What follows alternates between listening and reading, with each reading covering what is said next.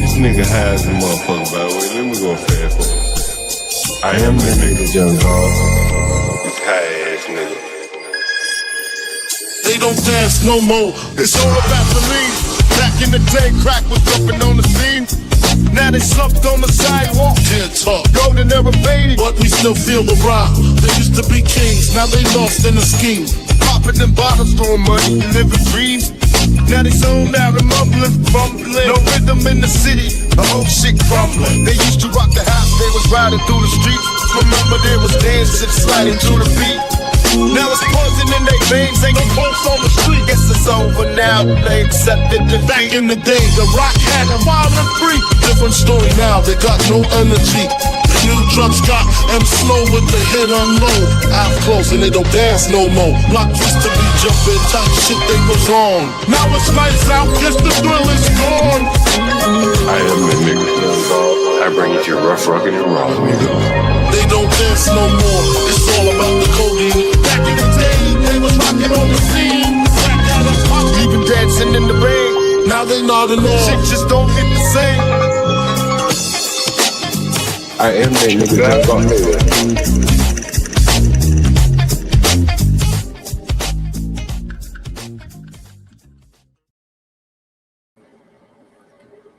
Oh man, got a little auditory problem over here.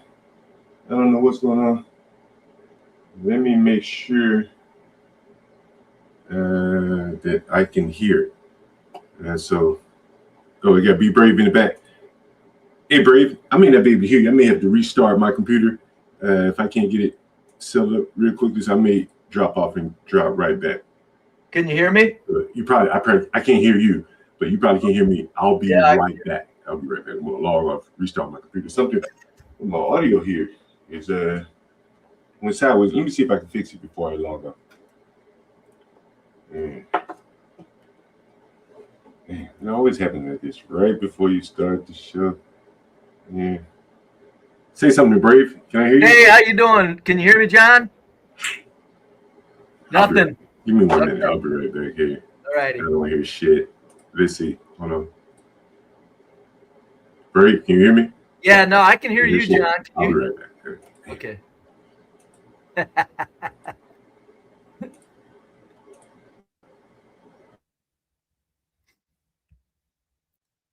Da-dum-dum.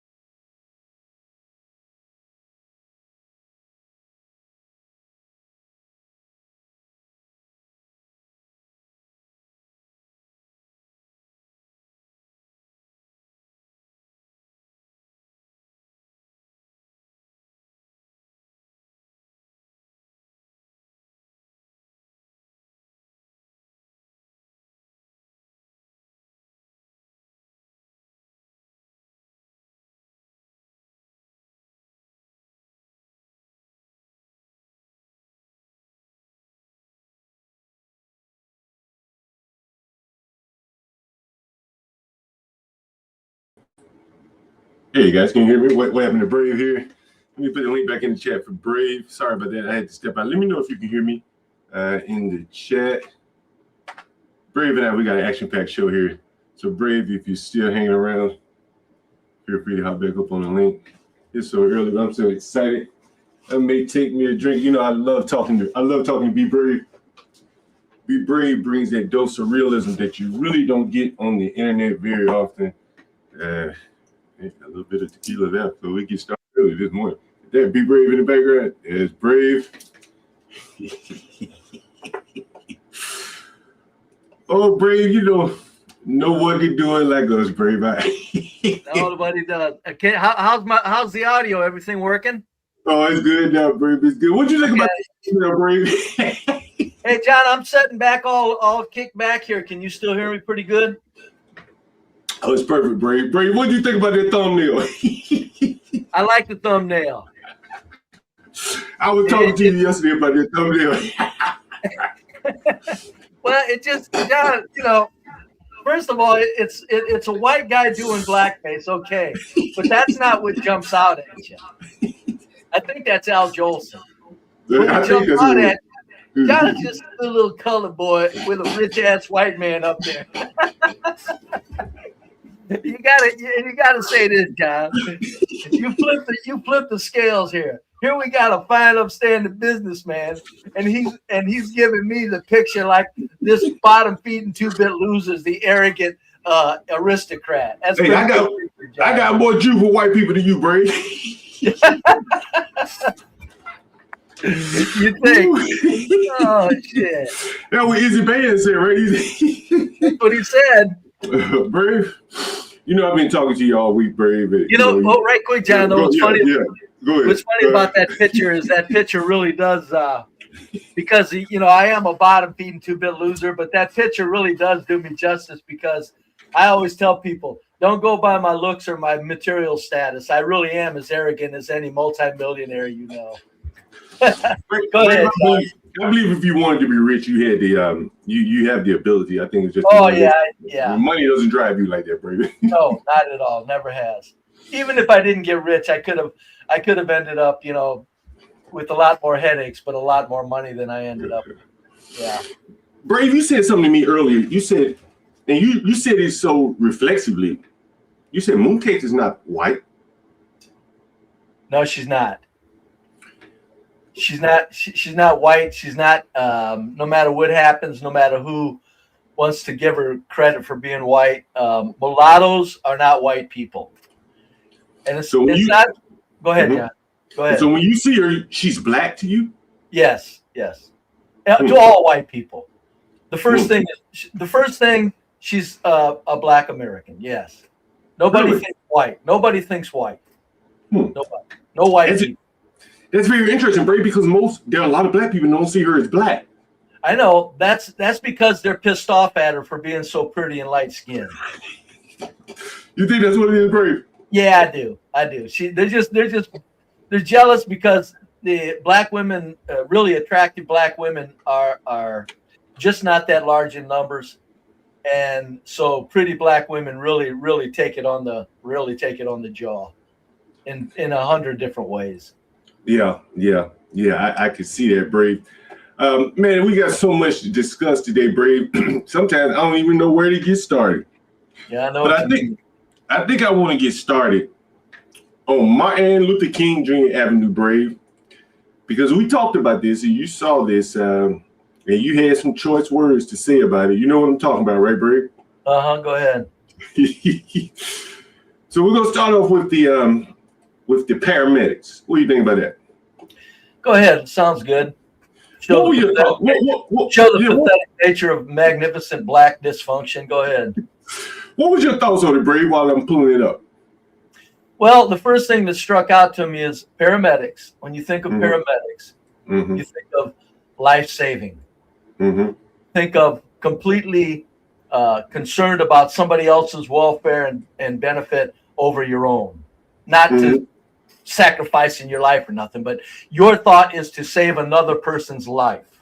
So we get black paramedics, and the next thing you know, you degrade that down further to black women paramedics, and you got black women that are more concerned about their stupid ass looks. The woman, first of all, neither one of them care about their body. image and how well they can do their job to save another human's life because they're both badasses. Wait a minute, what on wasn't that fat, Brave? Huh? What on, I don't think was that fat, Brave. Oh, I think, well, maybe I looked at it wrong. It looked like to me both of them had kind of too much roundness to them. I can't remember exactly. It could have been the clothes. Could have been the clothes. But it looks Let's take a look at them. Yeah, take a look at them.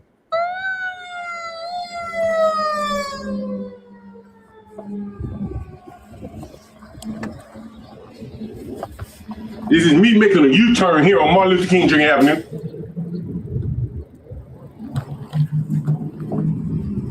This is the Popeye's chicken to my right, Brave.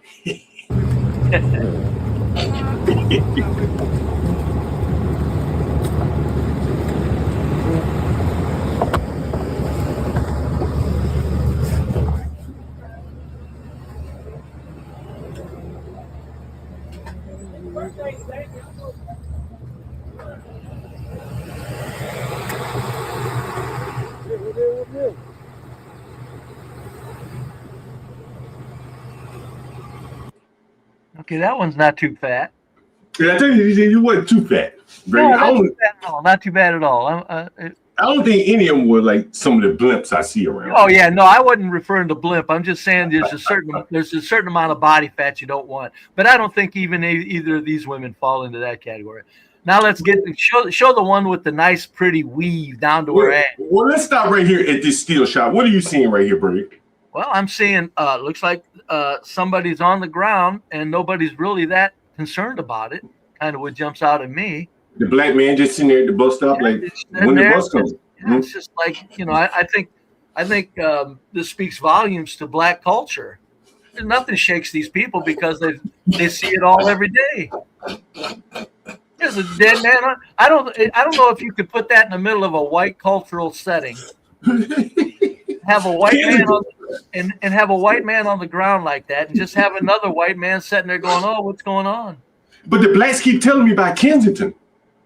Oh, I know. Yeah. No, Kensington is their saving grace. They rely on that. And plus Kensington, if you look, it's 50% black also. That's not all white. But yeah, no, if you go outside of Kensington, and you're not going to find white people acting like zombies in places as singular people. I don't think they'll be sleeping on the sidewalks too often. Just, oh, look here, no other homeless people all around. Oh, look, here's a white person sleeping on the sidewalk. So let's look at these sister gals, Bree. All right.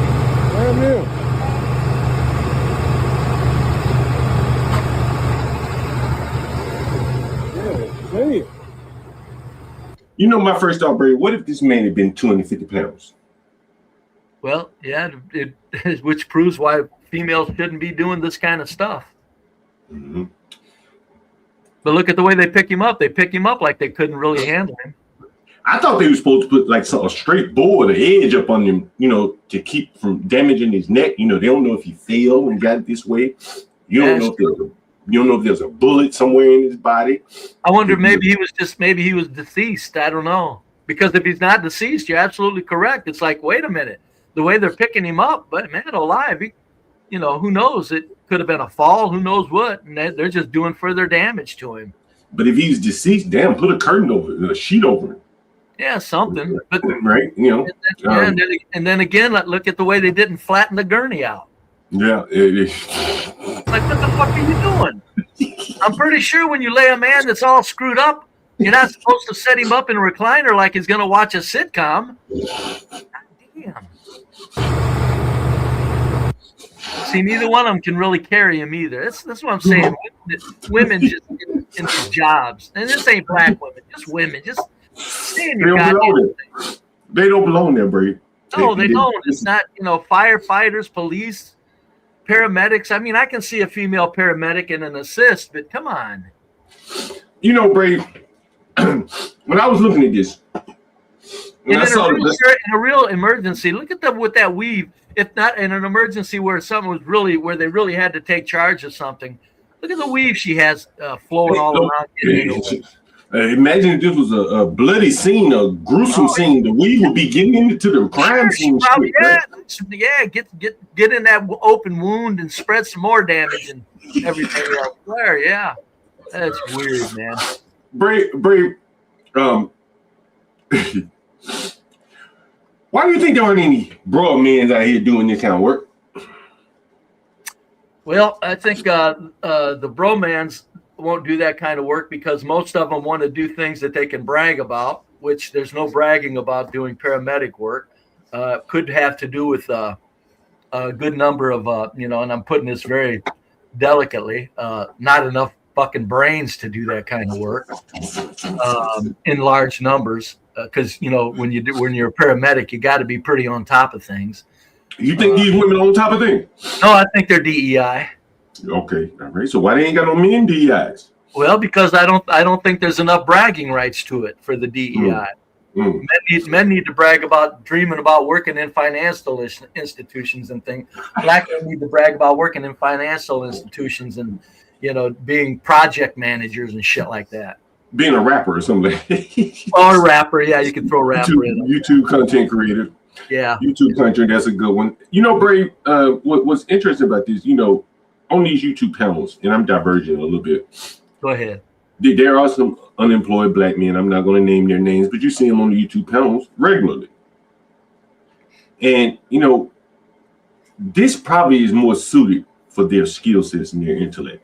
Would you say that's fair? They probably can compete better with black women as a paramedic than they can against a white man in finance or corporate development, that type of thing. Would you say that's fair? Oh, certainly against black women as a paramedic, but still, I think, John, you got to be pretty on the ball to be a paramedic. I'm pretty sure you got to have a certain amount of willingness to absorb a lot of information. I could be wrong. I don't know. Well, hell, surely some of these black men on panel that come off as half-wits, they should be at least compete with these sister gals.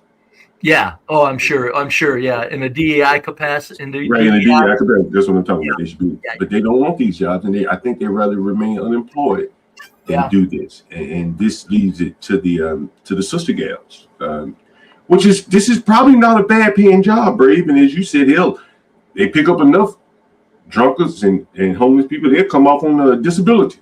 They'd be doing very well for themselves. Yeah, hurt your back, and say, "Oops, I picked somebody up, and now I can't work the rest of my life." Yeah, I get disability the rest of your life.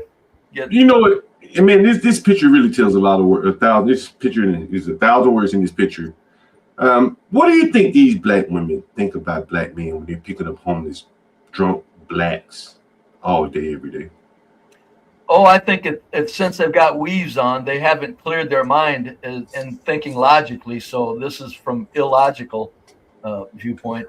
But you don't think? Go ahead. You don't think? Go ahead. Go ahead.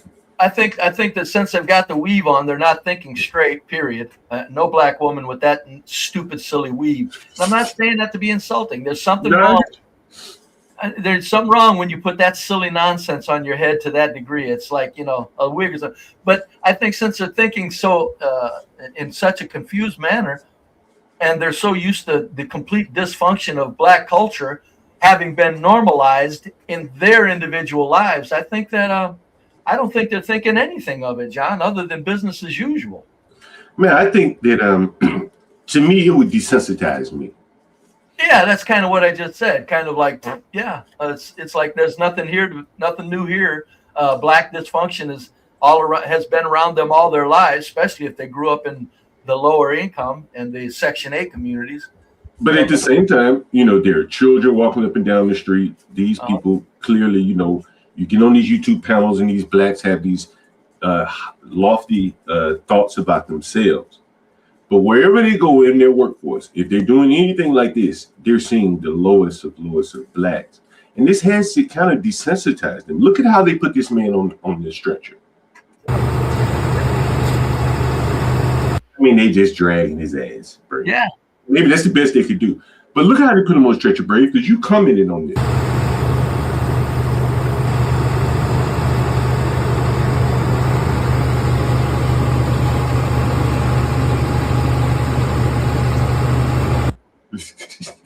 Who didn't occur to him to flatten the gurney out so that they could put his whole body on it as opposed to his feet hanging off? See, that's what I'm saying. DEI. It's like this is so sad. It's like, go ahead. Go ahead. Do you think they would treat a white person like this in Georgetown like this? No, John, I don't. Like this is some. I think a white man laying on the sidewalk in Georgetown would create a stir around the civilians, where the paramedics would react to the stir that's created, the concern that's created by the citizens. Do you think so they would probably, be? My money says I bet that. I don't know. I don't think they would be. Do you think if there was a white man sitting at the bus stop with a black man there past that he would have shown a little bit more interest and maybe yes, even he would have stood up. Yeah, he would have stood up and probably would have even. I don't think he would have sat there like nothing happened. I think he would have stood up, if nothing else, asked him, my goodness, what happened to him, or there would have been some show of some sort of probably a slight respect for the person on the ground. Yeah. As opposed to like, hey, look at her. Yeah, pile of hamburger, pile of shit on the ground. Hell, that guy had his arm over the bench. I wonder if that wasn't a white guy on the bench. That'd be funny to see. But I doubt it. If sat there like that. No, he's black. A white guy is gonna be a little more like, oh man, that's sad, But that black guy, he didn't care. He didn't give a damn. Is he desensitized, bro? Is he, hell, and he's probably seen so many damn blacks up and down the street walking past him. Is he desensitized to this? Oh man, that's what it look like. I think 70% of black Americans are desensitized, and the 30% that are well-reasoned black people, they're not, even if they're not desensitized, they're just sick to their stomach of it. So in a roundabout way, even the 30% reasonable black people are desensitized. I think black culture has become so destructive that it just tears up the very soul of black people very easily. Yeah, this is very amazing here, Brady. This is the middle of the day.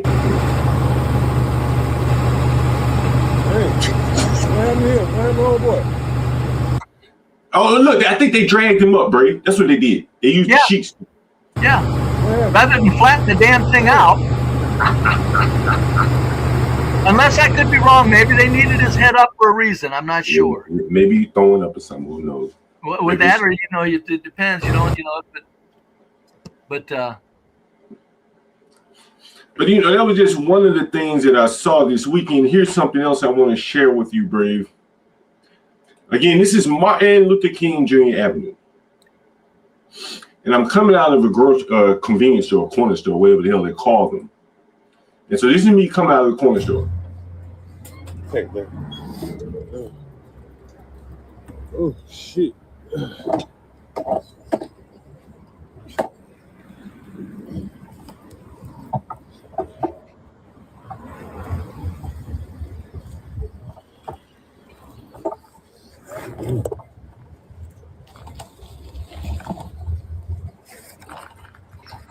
So you saw the man sleeping there, Brave, right? Yeah, just. Now I want you to look at this.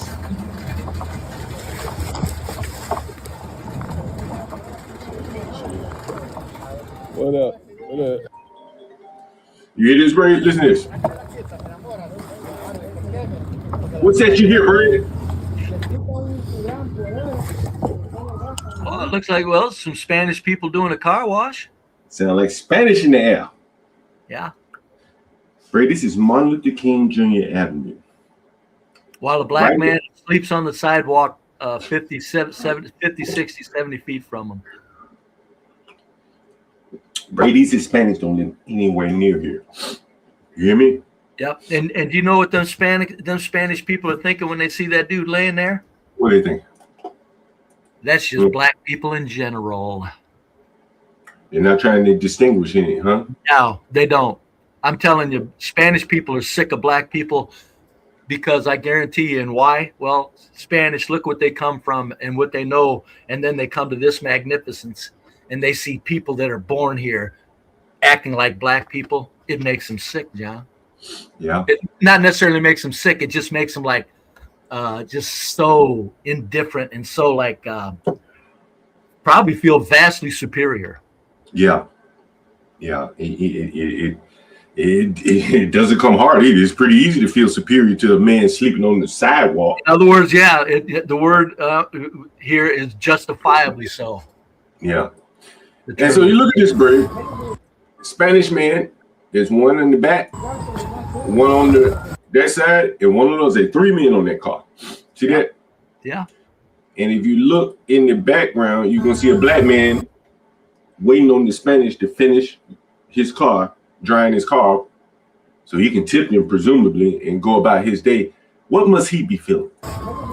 Nothing. There's the black man. Nothing. Nothing. They don't. John, they have completely.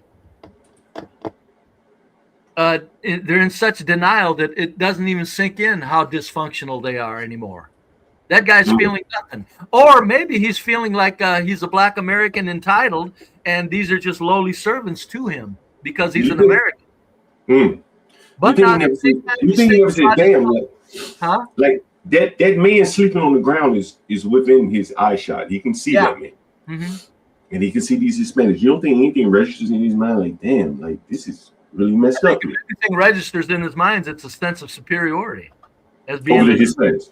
Being a black American. Over the Hispanics. Yes, over the Yes. You know, there's an Asian man, I think Korean, that owns the car wash here. Yeah. And I remember that Airbnb message that I got from the Asian man. And I wondered to myself, would the Asian man even hire the blacks? They'd be his last choice. In their own neighborhood. Oh, hell yes.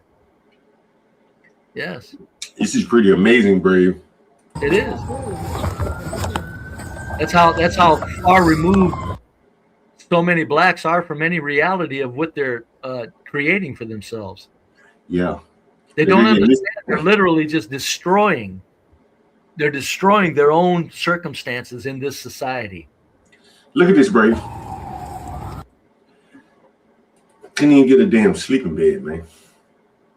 Like a sleeping bag or something. Like, and you know where he's sleeping? He's sleeping in front of the store that I just left. Yeah. Not even a sleeping bag. Why not go in the back of the store in the alley and sleep? Yeah, have some manners. Yeah, have some decency about yourself. Brave, when your children get out of school today, he'll be right here sleeping. Oh yeah. The children will walk right past him. What must they think? How they have to internalize this? Oh, they do. Why do you think so many black children grow up and look at the inner city schools? Look at the inner city black schools. It shows that they're internalizing every bit of filth black culture there is. Look at the inner city schools and the mayhem and the confusion and the lack of ability to discipline the kids.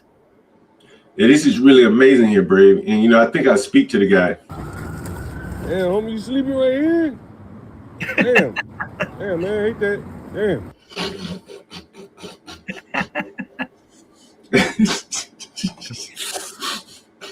Kensington, he probably didn't even hear you. Kensington, Brave. The blacks keep hanging on to Kensington. I know it. Go around to all the all white communities and find some white people sleeping on their sidewalks. Brave, pick your white community, all white. Pick your white community and find a white person sleeping on the sidewalks in front of a store. Brave, you see, but they got Kensington. Brave, you see that sister gal right there? Yeah. Just pulling up in a bike. You know what store that is? No, I do not. That's where they go get their weave for their head. That's where they go get their weave. That's why it's 2 bikes in front of it, 2 women. I passed the first woman in the bike facing us, and then this is another woman going in to get her morning weave, the morning weave shop. This is the commerce that's going on in the black community.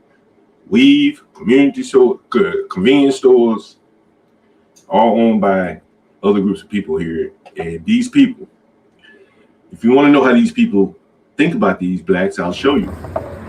See, there's sister girl going into wig store right there. And so if you want to know what the people who own these stores think about black spray, listen to this. This is a story that came out of where the man was sleeping. This is one of two videos of the man that works here. He said he works 10 to 12 hours a day. I want you to listen. You think half of the people that come in here steal? Really? Heard that? Yep. God damn. He said half the people that come in here steal. God damn, Brady. That's a hell of a reputation to live down. Every night. Why do you even let them in there if they stealing? Huh? Say what? Last night, 2 people is stealing. Why do you even let them in if they're stealing? Why let them in if they're going to steal? Sorry? Why do you even let them in if they're going to steal? You don't know? You just have to let them in, huh? What the hell do they steal in here?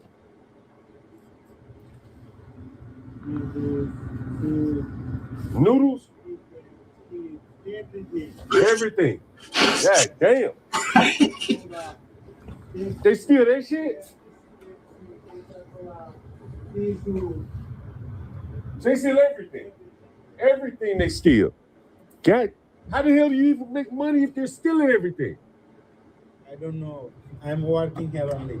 Who? You know the owner? What does he say? He said he upset. He upset? Police coming. No, What is it? But what does he say about the people that coming in here stealing like that? this area, homeless area. Yeah. What did he say, John? This area, homeless area. Oh, homeless area. Okay. Even he makes excuses. Yeah. He got a built-in excuse. You have to. You have to. There's nothing. What are you gonna say? These fucking people are sick and pathetic fucking creatures on the planet. The most sickest, pathetic creatures on the planet. People can't say that. How do you make money with these people? Like they probably inflate prices and they accept the fact that they're going to lose a whole lot of money even with that. But as I said, Brady, these are people that really probably can't do anything else. This man can't go and get a job in mainstream America, so he has to deal with this. Look, I'll let you listen to this. Listen to this, Brady. He's an Indian man. Every day? What? Every day. Huh? 10, 12. 10, 12 hours every day? Every day. You don't take a day off. When? And that's the thing. Every day he's got to see this kind of bullshit going on from the same groups of people. And these people don't want you to form any kind of opinions on the group. That's really amazing when you really think about it. It's not. I think it's a psychological rape. Yeah. And I think it's being done. It's engineered on the American public. The blacks have eggshells have had eggshells put around them by the media and the people that control all the media in our minds and our perceptions and our images, that they're literally psychologically graping society. Because look at the way that this man, he's fed up to his brains. He can't say anything. Can't say anything. He can't say a word, bro. These people, every time one walks in, he's looking at their money, number one. Number two, then he's looking at you sick, pathetic piece of shit. That's what goes through his mind. Got to be. To see these people stealing like that, Brave, it really must be amazing, to be honest with you. Yeah, it's got to be amazing. Brave, I want to get into a couple of phone calls that I've taken over the past week, and I want to hear your thoughts on it. Let's get into this one. Here's the first one I'm going to play. Listen to this. feel like, you know. Let me get into it. This is the part of what we get my own spot and feel here it is. workforce. Okay, gotcha. And so, do you get a paycheck, or do they just pay you for a job or something like that? I get. What do you need? Pay stubs to show them? No, I mean, like, are you an employee, or are you like they call you when they have roofing jobs and you come do the roofing jobs? I'm an employee and a contractor. They don't got no job. They can always put me to go, you know, do a little something here and there. I'm both. Okay, because man, you about to have me tell them you didn't have a job. You know what I'm saying? I thought. Understood. Yeah. So you do work. And I'm glad you feel what I'm saying. I'm being completely honest with you, brother. I'm a man of respect, right? You know, I'm a man of respect, Brave. Now, did he say that he's a man that gives respect, or he's implying that he's a man that deserves respect? What you think? I think it was a man that deserves respect. Requires respect, Brave. I want you to listen further to how he's living. Yeah, requires. what type of power to the house? I'm not selling no drugs at the house. I just need somewhere where, let me tell you the situation I'm going through. Where I'm at, I'm staying with somebody. I'm their guest. They're not trying to put me on the lease. And they talk to me crazy earlier. I just don't like somebody talking to me like I'm not worth nothing. So instead of me going back and forth with you, I'm gonna remove myself and just get my own spot and feel comfortable until I get on my feet. You know what I mean? Yeah. I know what you mean. Yeah. That makes sense. That's why I called you, because they talk to me like I'm some type of child, and I'm not going back and forth with nobody. Who's this, a family member? Who's this, family member, or just a friend or something? Nah, I'm staying with a homeboy. His lights off, and he's staying in the Park Kennedy, right? When I moved in, his lights went off. He was behind 4 bands. I'm not about to cover that. On the utility? On the light bill? God damn. On the light. So what he's saying right here, Brave, is he moved in with a buddy who's got a Section 8 voucher. Now he's got a baby mama on the way, and the lights went off. The utilities, they went $4,000 in arrears. He's gonna go on and say he bought him, instead of them paying on the utilities because they're not paying rent, he bought him a power pack so he could charge up his power pack and then run his TV and stuff from inside the apartment. And the apartment, you know, that's stealing utilities, right? Yep. So they say you can't steal utilities from us and then go back and live in a subsidized house, apartment. And mind you, he got a voucher, so can you match? So look, right? I got a battery. I use a power converter. If the battery charge, I can put a converter in, hook my light up, my TV up and stuff, right? They don't got no lights, so sometimes I'll charge it in the hallway for like an hour, and it'll run me all night. They sit here and talk about, they borrowed me from the building because I had the battery charged up in the hallway. Mind you, there's people in there stealing. I'm not doing none of that. I say He said there are people in there stealing. I ain't stealing, but he is stealing. Yeah, he is. What are they stealing? Is he talking about going to stores and bringing back theft goods? Or no, he's talking about stealing from other people's shit. That's what he's saying. In the apartment building and shit. Packages, everything. God damn. Jeez, that didn't even occur to me. God damn. I'm thinking they're going to stores and stealing stuff. They're just creating hell for everybody. Just live right there with them, huh? Hell yeah. You drop a package off. You know what's really disturbing about this guy's tone, though? Yeah. Listen to how he's talking like, I'm just doing everything the best I can, and I'm really trying, and I'm out here, and doggone it, no matter, I just ran into some bad luck. When in reality, he's just a big bundle of fucked up moves, and should probably just calm his tone down and say, yeah, I'm a fucking piece of shit, man. I'm looking for a home. I'm looking for a room. But to hear him, listen to his tone. It's I like made 4 grand a week. He's giving a life story like everything just was against him, and everything just, no matter what, he just tried his absolute best, and it just didn't work out. That's how they view the world, Brady. Yeah. You know, but he shows up at the apartment, Brady. That's why they got to ask for reparations when they actually owe the white race reparations. Go ahead, John. He pulls out a pocket full of money. But again, where did that money come from? Who knows? Are you going to be able to replicate that and keep money like that in your pocket? No proof of income, nothing, right? And here he is expecting me to enter into an obligation with him where if he stops paying me, I have no recourse other than go to the government or strong arm me. And he's a very dark-skinned guy. You hear him say, I don't sell drugs. He's probably criminal-minded, or at least He's trying to be, violent. Yeah. And you just cannot take a chance on these people, right? You just can't do it.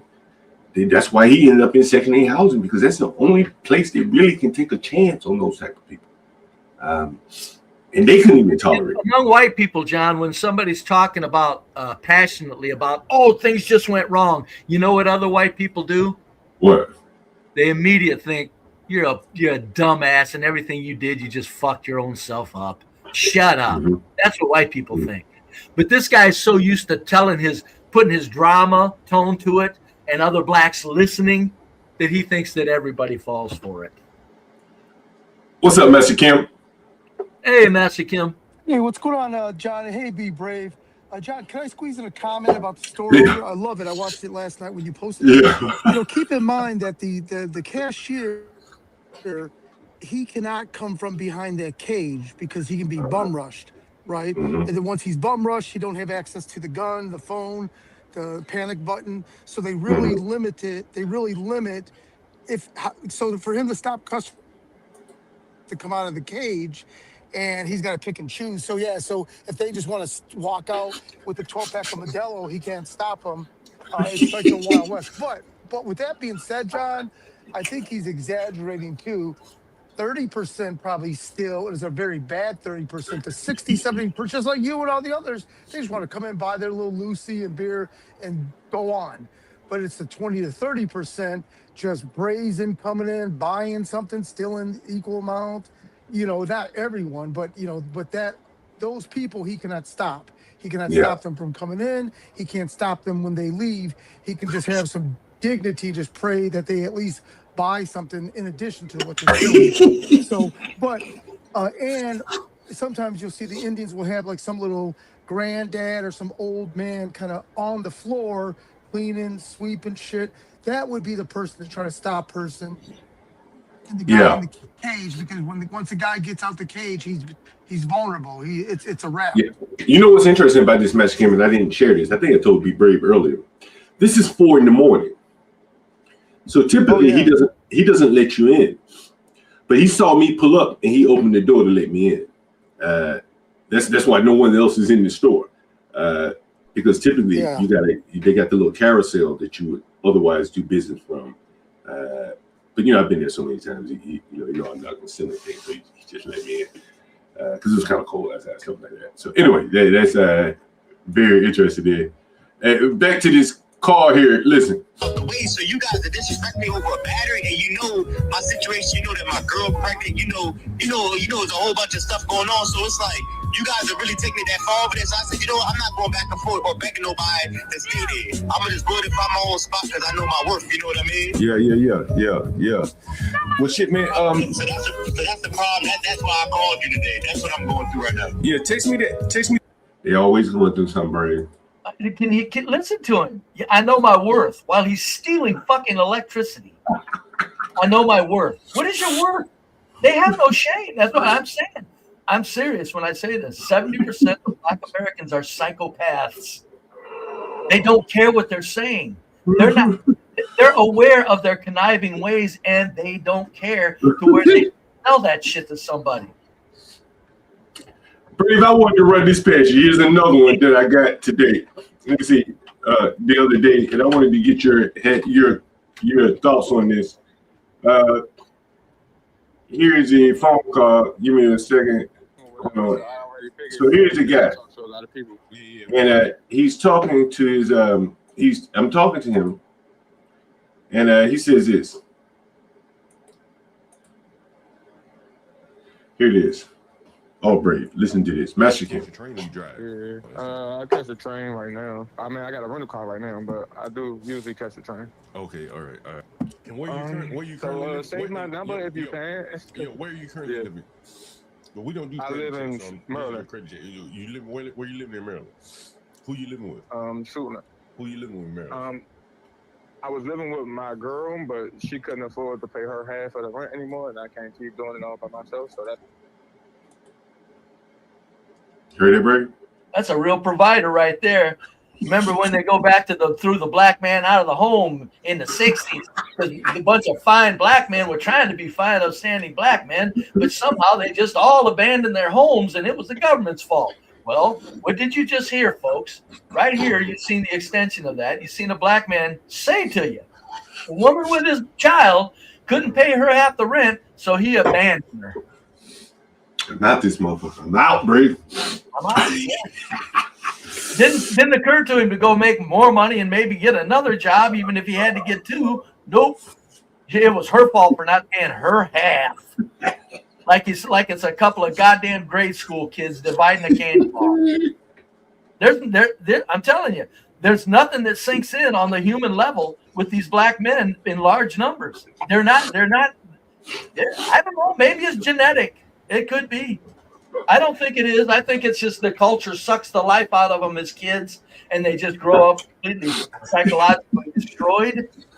But it might be genetic. You just heard me say the stupidest damn thing I've ever heard a man say. John and BeBrave, I think it's because of there's no uncles or men around to tell this guy. He's listened to this like the scorned single mother telling him how to treat the baby mama. That's where that's coming from. Because a man would have told him to cover it, or like BeBrave said, go get another job. It's really your problem to figure it out. Single mothers, I mean, I hate to like drink the Kool-Aid of Pearly, but these single mothers are diabolical because they've been shit on by a guy. So now they've got some pit bull son that they're educating and schooling to be equally as of a bastard as what was done to the single mother. Well, that's true, but you're talking to a bottom-feeding two-bit loser that is speaking from experience, being with a diabolical witch that got herself pregnant. I did not want to abandon her.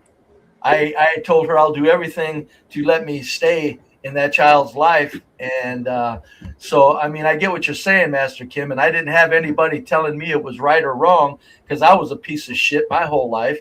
Not a bad one, but it's not a matter of having an uncle around. I think it's the culture in general that's not so much stopping them as much as it is now feeding them from when they're just young kids to be this crazy. To just to think that you can abandon a woman with your baby because she can't pay her half of the rent. What the fuck was that? And he said it like it was just completely a plausible reason for what he's doing. That's what blew me, Brave. Like, because again, the baby still needs somewhere to live. Yeah. Right? And it's far cheaper to stay with her and pay for one roof than be contributing on two. Yeah. That's just my thoughts. Yeah. And so this is the reason why I wanted to play that is because if that's a pretty woman, you work for your overtime hours, you get a second job. Uh-oh. Uh-oh. Nah. Oh no. I'm just telling you. I know, you're right. Let's say, hey, these blacks out here, they're working a second job if a red bone was in the house. Trust me on that. Oh, hell. And even if they wouldn't, I don't think they would be that hard in speaking about what just occurred. They would probably kind of be a little more about making up some sort of story that almost might sound reasonable. I think what it was is he had him a black woman that looked like a mud fence, and he said, "I don't. There ain't nothing in his heart that sunk in with her." It was nothing for him to get the hell out of her, bird. Nothing. He just said there's nothing here. Well, when I look at her, she's probably fat and not attractive in the face, and he just said, "Hell, I'm telling you, there's nothing that brings the man out of a man like a slim, feminine woman." And she doesn't even have to be that perfectly slim, just feminine. What'd you say about that, Antoine? Hey, how y'all doing? John, BeBrave, Mr. Kim. John, in the DMV, did the price of rent increase dramatically? Because it seemed like a lot of people are struggling to pay their rent. That's the question I wanted to ask you, John. I covered this a while back. There was a big slumlord here. No one ever talks about him because he's a big foreign slumlord, the Rajulians or something like that. I think they're Persian. We covered it here on the channel. Man, these guys had maybe 700 apartment units that they were slumming the people out. Right around the corner from me is the subway station. There was a big apartment building there, right at the subway. It's torn down. I came out of the subway yesterday. It was torn down. What I would say, domestic human has been in my neighborhood. Like, there's a mix of $500,000 houses, low slum, low income apartment buildings. That's more or less what the housing stock is, and some fixer uppers. I would say that the low working class housing is not being replaced. Not for reasons that you may think, is because you just can't deal with them. And as I said earlier, I don't think that a white man, and that's in this city, that's 40% of the population, can be a landlord to blacks in this city. It's too racially tinged, in that if anything were to go wrong, they could pull out the race card on him. So I think that white people instinctively stay out of this business. Hence, that leaves a void for who? The foreigners. And as you can see, the foreigners in the convenience stores or whatever, they don't have the same kind of social graces as maybe the white man would, or even me, toward Americans. I couldn't see myself slumming out of America. But I think the foreigners, when placed in a business environment where you pretty much have to be a slumlord, not many people want to be in that business, so that will contribute to the skyrocketing housing. You're not building. Go ahead. I got a question for Antoine. Antoine, okay, so the prices of rents going up. Do you think that gives these black men excuses for not trying at all, just because the rent goes up? I mean, this is a pure case of men not trying. It's not as if they can't. They're not. Yeah, So when you bring up the prices of rent is going up, you're kind of letting them off the hook for being lazy pieces of shit. Well, and here's the other piece that no one wants to talk about. None of the blacks want to talk about this. This is a discussion I had with a guy named Tough Guy. Brave, you're probably familiar with Tough Guy. I'm not sure about you, Antoine. He lives in San Diego. That's a very high rent area. He doesn't make a lot of money. I would bet you Tough Guy doesn't make $70,000 a year. San Diego is one of the most expensive cities in America, right? Am I wrong about that? It's one of the most expensive cities in America. And so listen to Tough Guy. And I'm faced with not being able to afford to live there anymore. Yes. And so I'm from that, so I 2,300. That's for studio. Rare commodity. That wasn't my black people put themselves in there. This is Tough Guy. 80% of my $1,500 to $2,000 in rent. And usually if you find cheap rent, people stay there for a long time because they don't want to pay the outrageous prices, right? So, if you shop around and you find something decent that's around $1,500, you got lucky. Right? And then the whole thing is, well, he's selling his home, so I'll actually be moving. So you got to move. You got to move. Yeah, I got to move again because I don't. What you think about that? What you think about that? Let me answer this. This is very interesting. No, but if you listen to his questioning, he always tries to put you in the corner because he's an owner. Because he's an owner, I wasn't not many black men that have properties that are landlords compared to what you're paying now. Higher, way higher. Like what? Like for the studio apartment, you're gonna pay about $2,000 to $2,300. That's for a studio. So when you move from your place now, you're gonna be paying about $700 more. That's what you're looking at? I'm gonna be paying more for sure, unless I find something, because I don't really like staying in the hood. I'm from that, so I try to right now I stay around $5 million houses in the hills. So this is interesting. Again, he's saying I live around rich white people, and I'm faced with not being able to afford to live there anymore. It took me a while. Let me ask you this: would it be cheaper if you lived in the hood? Yes, I actually have a place right now that is $1,500 in the hood too, in a bad neighborhood, and it's a studio though. It's like a. What makes it bad? What makes it bad? the neighborhood. They have people get their cars stolen. People get their cars stolen. Well, it's inner city. Who steals the cars? Who steals the cars? Young kids, and it's a Mexican and Spanish neighborhood. So it's Mexican because there's not a lot of black people that live around there like that. Do you feel comfortable living around the Mexican? No, I don't want to move there. That's where I have an apartment that I can move in, but it's in the hood, and it's expensive for me to be paying $1,500 in the hood. I'm not going to do that because I live in a spot right now that's totally opposite, totally contrary. It's Mexican shit, white people and shit. Exactly. I'm the only nigga. Listen, bro. Around here in this vicinity. Totally contrary. It's Mexican shit, white people and shit. Exactly. I'm the only nigga around here in this vicinity.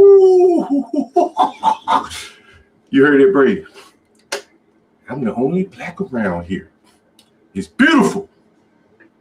And he goes on to say, Brave, listen what he says. And that is my point. That is the black man's existence. For me to be paying $1,500 in the hood, I'm not going to do that because I live in a spot right now that's totally opposite, totally contrary. It's Mexican shit, white people and shit. Exactly. I'm the only nigga around here in this vicinity. If you look up the crime, I actually, because I'm looking, right? So you look up the crime report. And you look over where I live at right now. There is no reports in a 3-mile radius, not one report. And when I looked at that place down in the inner city off 60th Street, where the Crips is, or what used to be the Crips, but now it's more Spanish and more like essays. They took over, and basically the individual that owns the house is Vietnamese, so they're not even Spanish; they're Asian. Looks like life's gonna get a little bit rougher for you then, okay? Woo! He don't want to live around the blacks. He want to live around the whites, Brady. Well, he said he didn't want to live around the Spanish either.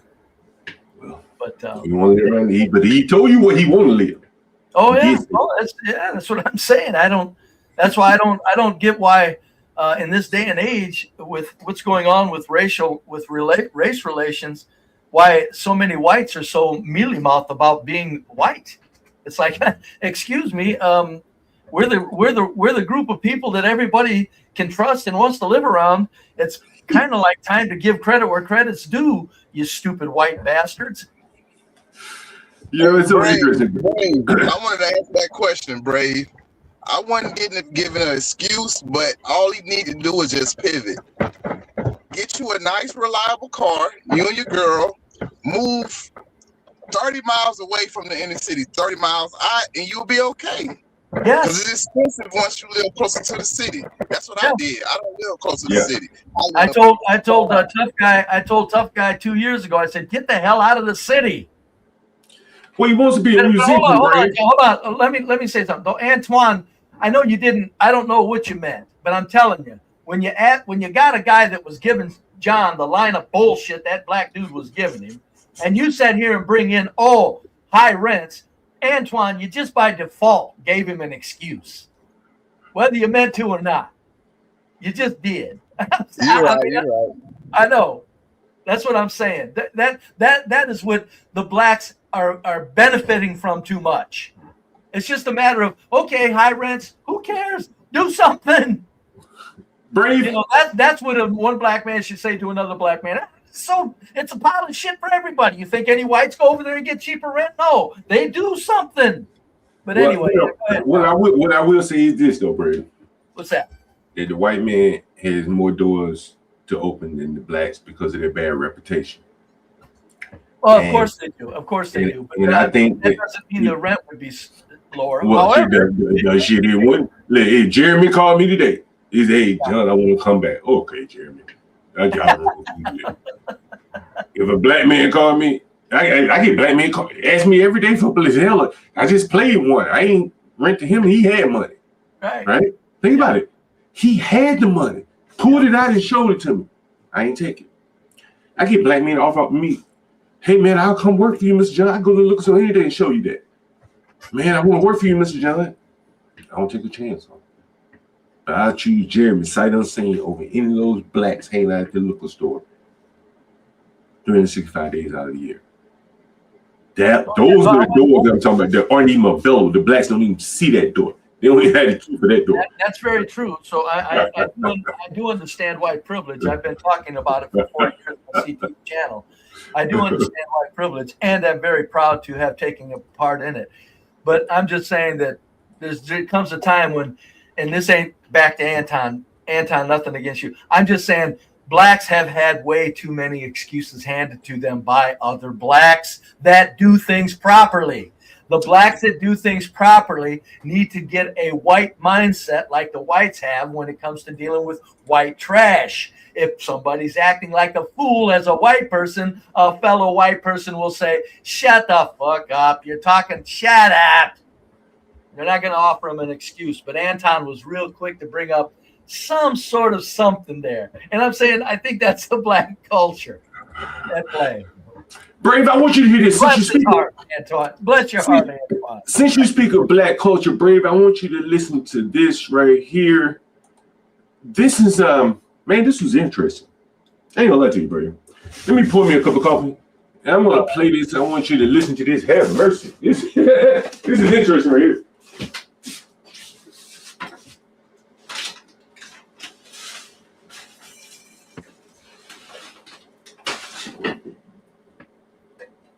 As we're waiting, folks. Hey, Antoine. See you later, bub.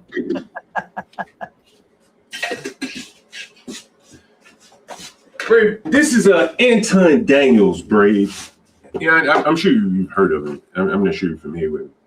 Yeah, but man, he's about to say something so interesting to me.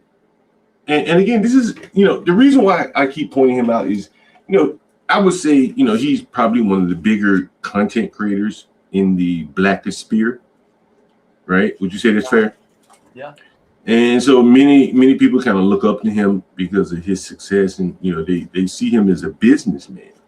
I think he would be only second behind Tommy Sotomayor now, isn't he? Kind of. He's probably ahead of Tommy Sotomayor in terms of being able to monetize YouTube, I would say. No, I'm talking about being known and people hanging on to his every word. Tommy Sotomayor is still the king of that. And yeah, close to where people know him and they're hanging on to Anton's words. Tommy Sotomayor is like hands down. He's a mile ahead of Anton as far as influence. Yeah, I think there's probably a little bit more element of authenticity with Tommy Sotomayor. Yeah. Versus and track record. I mean, he's been at it a lot longer. Oh, yeah, I don't know. I don't know the history of either one. But so this is Anton Daniels, and he's a married man. He has children. This really amazed me, bro. I couldn't imagine myself doing this. Listen to this, bro. Box everywhere, nigga. The students and the incoming freshmen technical high school, nigga. Do you know we have school was and you be ready to cry when I give you an extra $15 on top of what I tipped you inside of the app. Oh my God, I'm so thankful. And then you get on the internet and start acting tough, typing tough inside of the comments. Bitch, get your life together. Stop acting like that. Niggas is pretending. All of a sudden, all of these niggas been getting all of these hoes in high school and shit like that. Where? All of you niggas was getting pussy? All of y'all? Everybody was getting pussy. I know how old I was when I lost my virginity.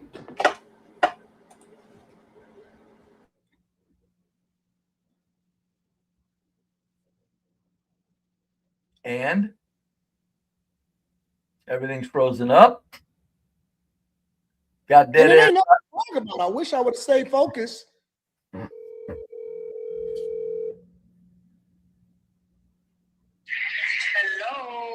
Hey, just a quick question. How old was I? How old was I when I lost my virginity? 11, I think it was. 11, 12. All right, I was just trying to see something. All right, thanks. Okay. Nigga, I had more hoes at 11, 12 years old than you niggas had your whole life. Your whole life. Nigga, by the time I hit high school, I was chilling. I was so comfortable. I had already seen and did it all, nigga. I had did everything that I wanted to do by the time I hit high school. By the time I hit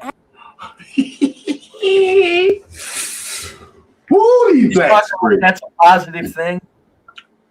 Nigga, by the time I was 12, nigga, I'd have had something. He's bragging like that was a positive thing. Do you know who he just called, though? You don't know who he just called. Well, I don't know who he just called, but I'm saying this is somebody that's highfalutin in the black community, and nobody's calling and checking and saying that's kind of a mental illness as the society goes if your children are having sex. Nigga, I was out here getting so many hoes out here. Who did he just call? Great. Who did he just call? I should put a poll up in the audience. I should put a poll up in the audience. Who do you think he called? Please tell me it wasn't his mother.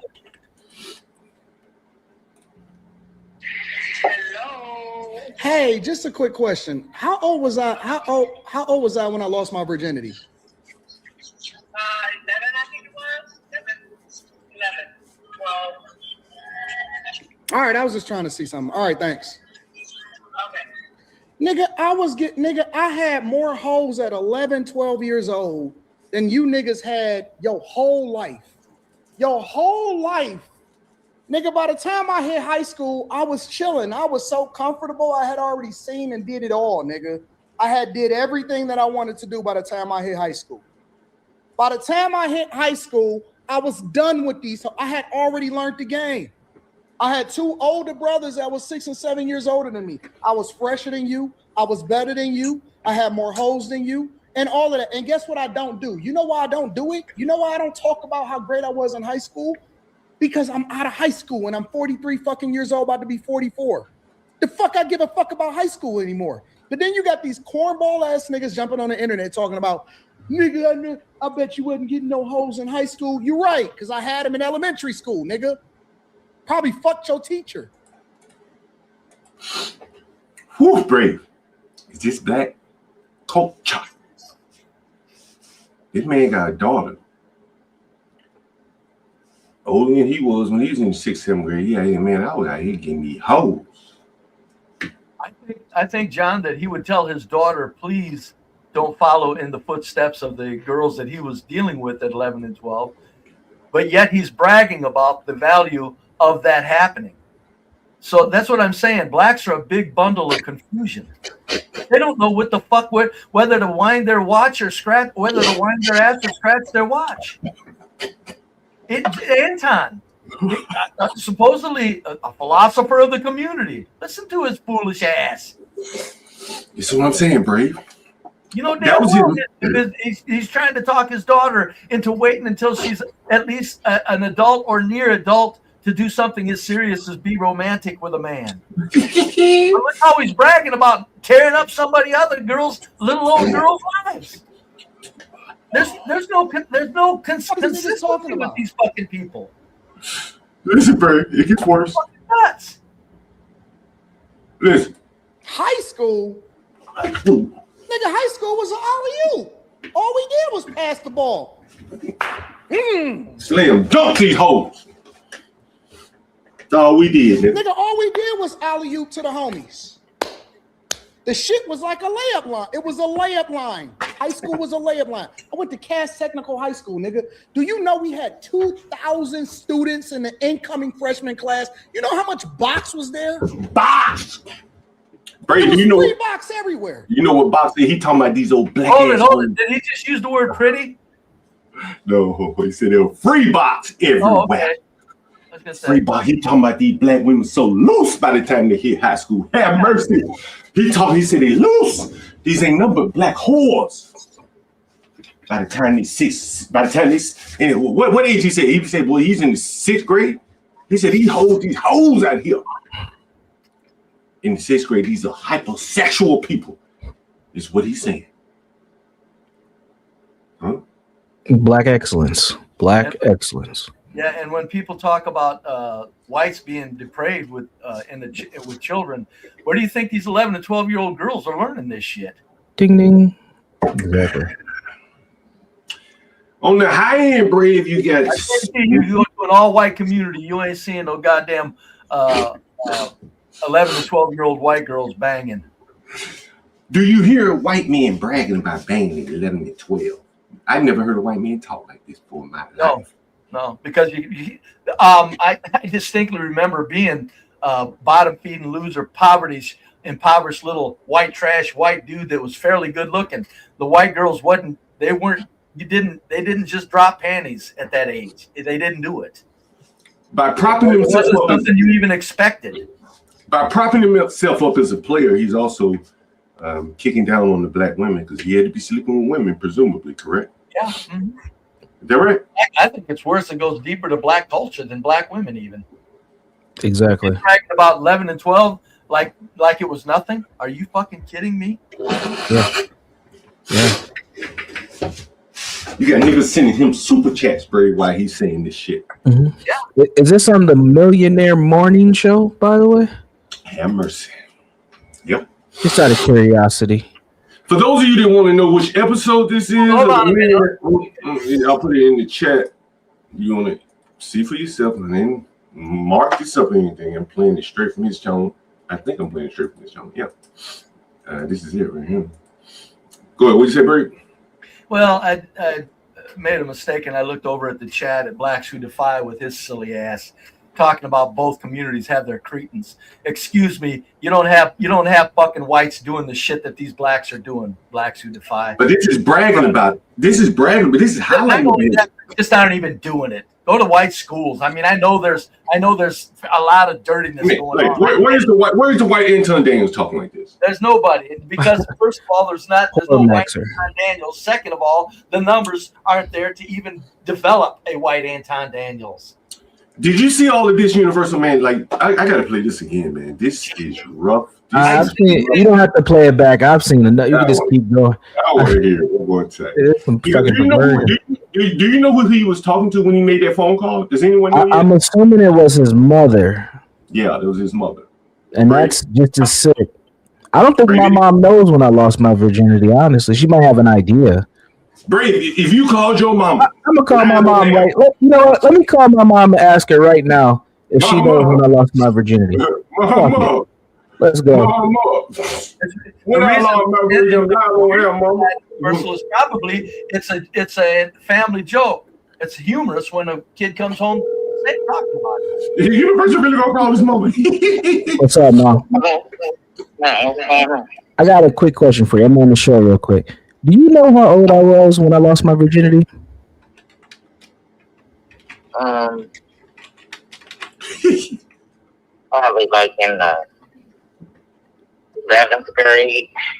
Yeah, you think I lost my virginity in the 7th grade? 11th. 11th grade? What makes you? It was Ebony, right? Well, damn, don't be saying names, goddamn. I'm just saying if you have an idea, but you don't know for sure. It could have been college. It could have been middle school. Because you called me and told me about it. I did. I don't even remember that. You did. You called me and said, what did I say? Guess what? He was like, guess what, Mom? I got something to tell you. And you tell me that wow. I don't even remember telling you that. Oh, my God. That was a call, man. What did you think when I told you that? Oh my God, you know me, I'm like, oh shoot. So I'm gonna make a joke about it, but then he was like, she's on the phone. So I was like, oh shit, I had her on the phone too? I was reckless. Yeah, she was on the phone too. I was like, oh my God. Well, I was happy that, you felt close enough to tell me that, but damn. I'm like, what kind of call was that? I swear to God, I don't even remember that. That's funny though. Did any of my brothers? I was shook all day. Did any of my brothers tell you when they lost their virginities? No, but I walked in. All right, Marla, I'll talk to you later. Yeah, bye. What she said she walked in on your brother? I got my brothers, yeah. That's funny. I don't remember telling her that, but that is weird though. But she still, she still didn't know. But yeah, that's interesting. That's interesting. I mean, and he's bragging about it. Man has a daughter. It just seemed weird to me. Again, I don't have a problem with your mama knowing. In some sense, it kind of shows, how close he may have been with his mother. But it was like bragging about it.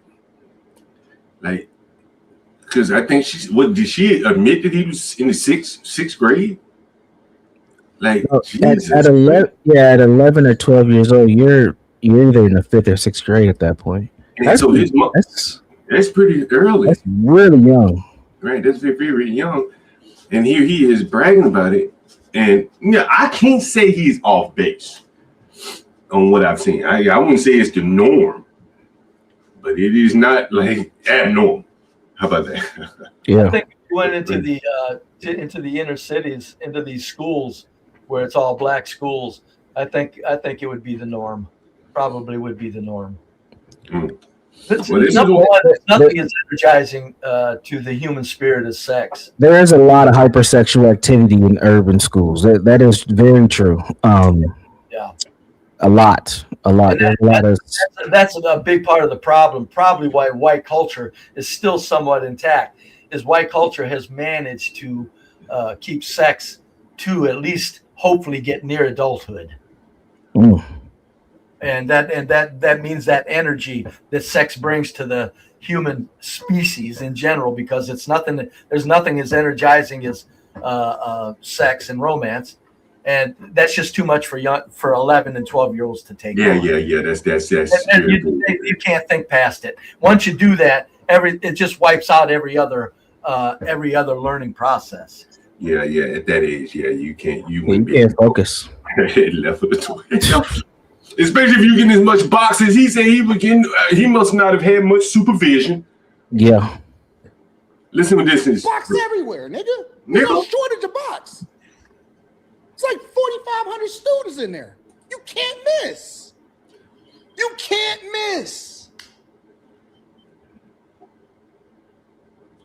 The fuck is these niggas talking about? Go the fuck outside. I'm looking at my high school right there. Go outside. Go outside, bro. Honestly, go outside and touch grass. I don't know what these people is talking about anymore. Somebody said, who was that? That was my mom. My mom had to put me in Boxolitis AA. Boxolitis Anonymous. Hi, my name is Anton. I'm 12 years old, and I'm a boxer. 12 years old, so he had boxolitis. Recipient. Wow. Hi, Anton. Nigga, why do you think they sent me to an all-boys school? They said, we got to get this nigga away from anything that got box in it. Why is he saying, like, given the speculation of what's going on with him right now, why would he even talk like this? Yeah, he's bragging rather than lamenting. This makes it worse to me. He's adding fuel to the fire.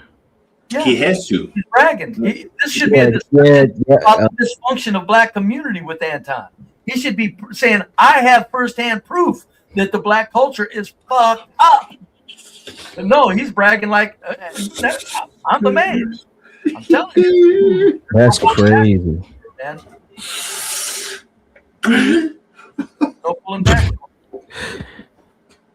But you both are right here. You both very right, because the like, share, subscribe economy. He's got to keep it going. He's got to add fuel to the fire. Damn.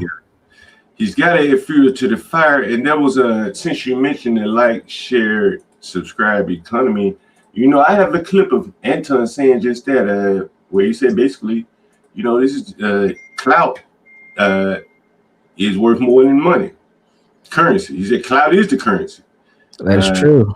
Right. And, this is Anton Daniels saying these things, and so he's probably on to something. Universal, I was going to ask you this question. Did you have any thoughts on those black women having to pick those that bum? Can I call him bum? That man that was passed out on the street. Did you see those black women? I didn't see all that. I joined a little after that. We should show it one more time. Shouldn't we, Brave? We should show it one more time. Peace out, blacks. Thanks for stopping by. We should show it one more time for Universal. Universal, here is what I showed. Here it is. What I showed to Brave, and Brave has some thoughts about it. And here's Brave. Here it is again.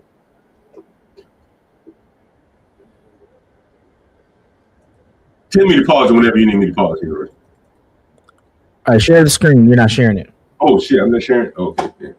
We haven't gotten too far anyway. That's good. All right.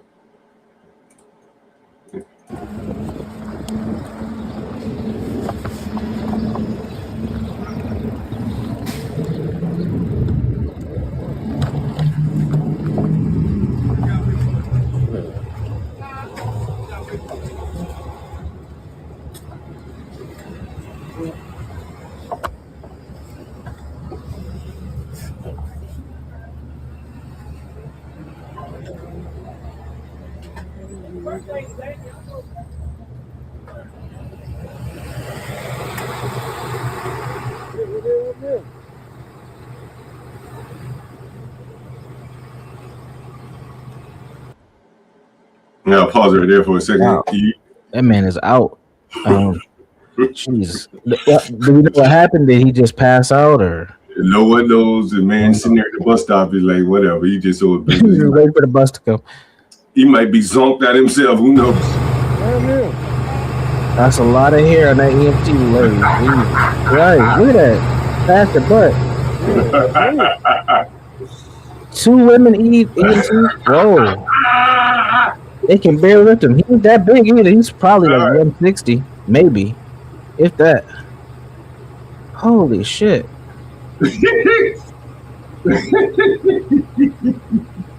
Oh man. You know what I just thought about? This is a lawsuit waiting to happen. Yeah. Yeah, that was not proper protocol at all. I've never seen someone get deadlifted like a bag of sand or some laundry onto a I forgot what I forgot the technical name for those beds. Stretcher. Yeah, stretcher. There's another name, but yeah, stretchers. Man. Also, the stretcher's not flat, so they put him on there and he's at an angle. You don't know what medical condition he has. That could cause more. Let's say he had broken ribs or something. That could cause more injury. Oh yeah, I ain't thinking about that. Yeah, like that. This is all bad. They did. Universal. I said earlier that that's very true. That they could mess up, do more damage to him. But what struck me is that I think it's just procedure. You flatten the gurney. Yes, the gurney. That's what I was. The fact that they get out and didn't even bother with procedure to that extent blew my mind. Yeah. Jeez. Yeah, they man, I mean, they just do it probably the best they can. Everything. It was like, what? This is fucking black performance? They're doing the best they can, I guess. There's another one that I want to show you again. This is on the same street where the man was sleeping. Brave, this is pretty rough one to look at here, Brave. Universal. Again, imagine children on their way home from school. There's a school a block away, and this is what they see.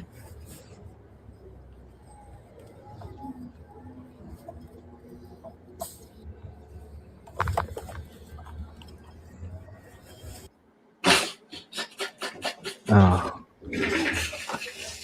Now is he high and just like spaced out like that, or is he taking a shit? I don't know what's going on here. This is Kensington Avenue in Martin Luther King. This is DC's version of Kensington Avenue, Brave. High and frozen. Well, you can't call it a version of Kensington Avenue because Kensington Avenue is a rarity. This isn't. In the large cities, this isn't. Kensington Avenue is a rarity. Sorry. Whites don't do it.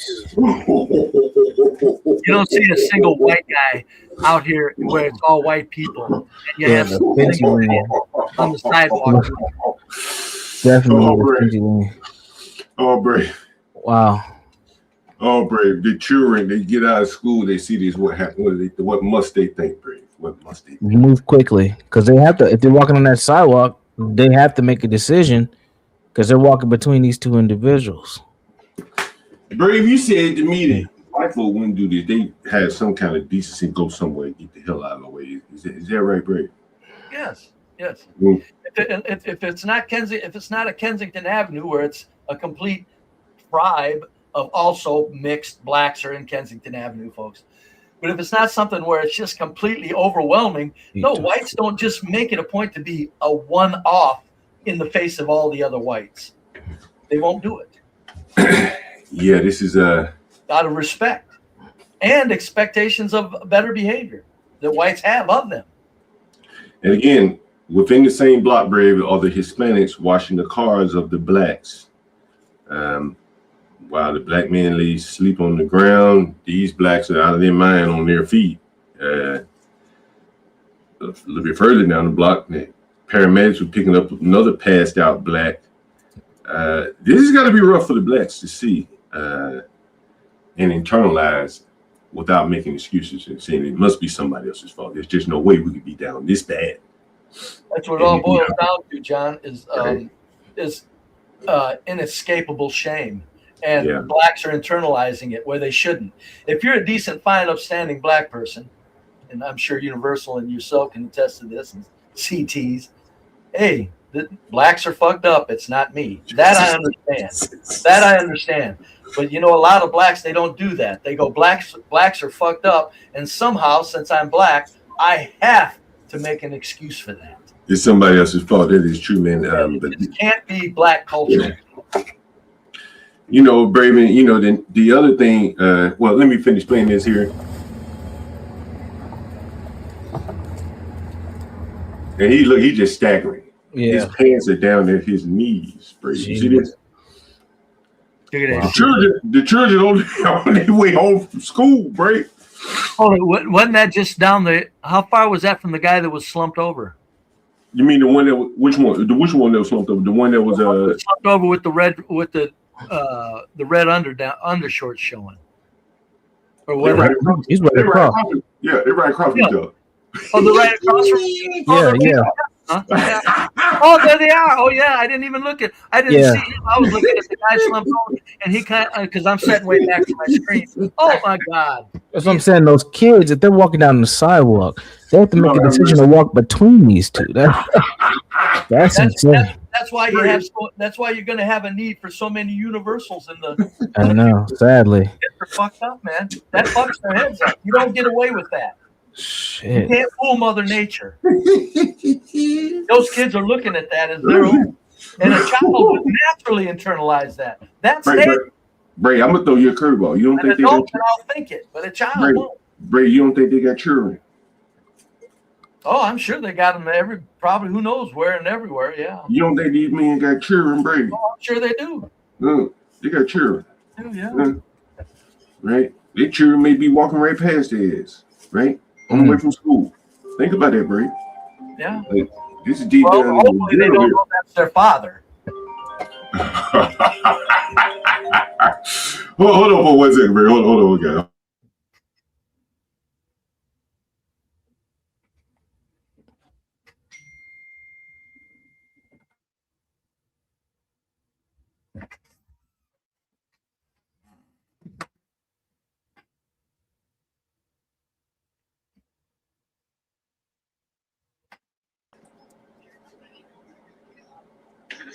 Oh, okay. Now, hey, what man? You gotta remind me. What was your story again? You looking for a room? I'm just looking for. I'm trying to move on Friday. I want to do the bi-weekly, and I'm ready Friday to move. And I got my clothes and everything ready. I really just want a room that's not too far, but I'm looking in the northwest area. But I wanted to be closer to the Maryland side, if that makes sense. And you working? Yes, sir. I am working. I can send you my pay stubs and everything. I work at Folder and Child down at National Harbor. Oh yeah. Right. Gotcha. Shit. Okay. Yeah. Okay. Friday. Just send me a text. Let me know when you want to come by and take a look at the place under the snow. Can you send me? Can I get up so I can like nail down my because I know DC very well. Can I just have all the northwest places so I can just narrow it down? And I probably honestly, I'm gonna be honest, man. I probably don't want to look at the place because it's already furnished and TV and everything in there. I just want to move my stuff in there. Yeah. I seen some pictures. I seen everything you need. All the DC locations. That's all I really need, so I can just narrow it down. So once Friday get here, I'm make sure they look. I'm ready. And do you want money order? Do you like do straight cash or how does? Shit, whatever easy for you, my man. Say less, man. Thank you, sir. I thought we have a good story there, but yeah, there's a guy working the restaurant. He want to live in Northwest. But he worked right behind me in basically in Southeast, the PG County. But he want to get the hell away from these blacks, man. He works with blacks in PG County at a restaurant, Fogo Child. He probably said, man, I'm so black fatigued. When I get off work, I want to get the hell away from these people. It's got to be exhausting. Yeah, can you imagine serving a bunch of blacks at a all-you-can-eat restaurant? Oh my soul. I don't know how he does it. Have you seen any of the videos that surface from those? It's always conflict. Don't have no seafood. It's a fucking fight almost every Thursday night. Oh man, and this is be threatening people and trying to take food home. It's ugly, man. And so, brave a child is walking down the street and they see this, and he's gonna be staggering off to the side here. Look at him, Jesus Christ. Ooh, break. Now you know what? You know what's bad, John? You know how many people would say that guy right there shouldn't be institutionalized, and that he's just taking part in fashion.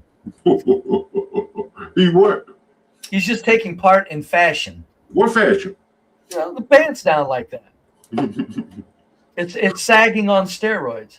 Mm-hmm. Truly on some drugs. He on some drugs for sure. Yeah. You know, Brave, there's nothing wrong. Universal Brave, I saw this the other night. It's the wrong link. Here it is. Sorry. I saw this the other night, guys, and I wanted to get your thoughts on this. And I want to get your thoughts on this. Here it is. Damn. Let me refresh it. All right.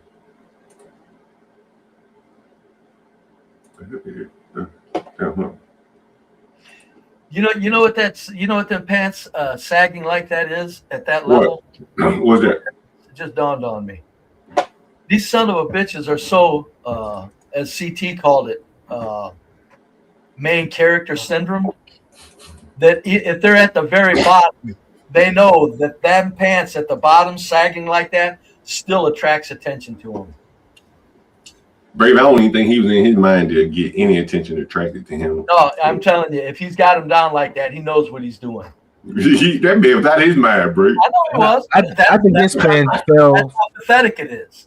His pants might have fell down further than they were because he's still out of it, but he was still sagging though. Yeah, it was main character syndrome. Even in that's his last desperate hope of just being noticed in life. Mm-hmm.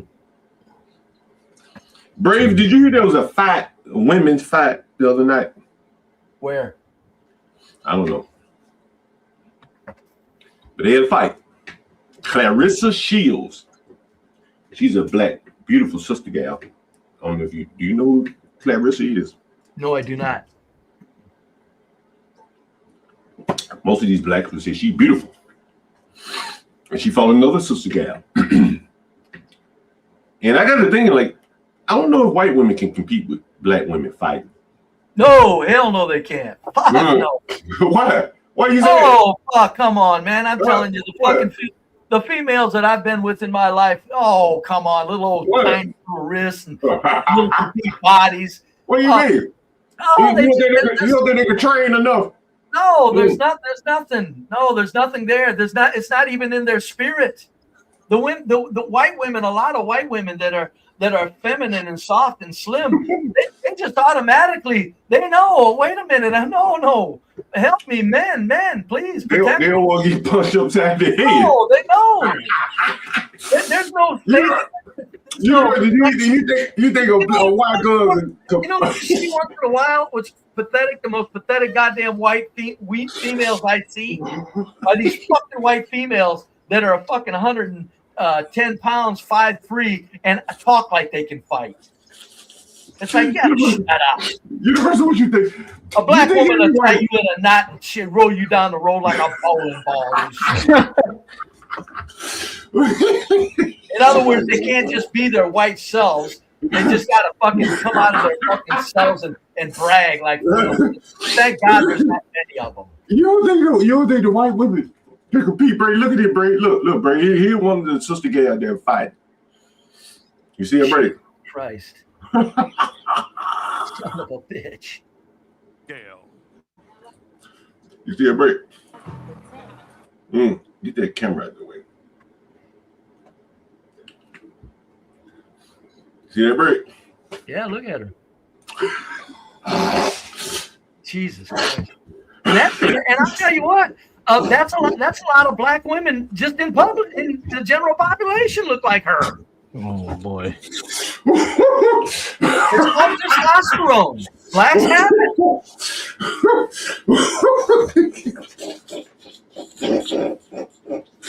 Oh, Brave.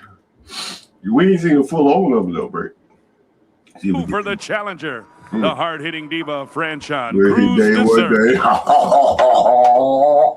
Jesus Christ.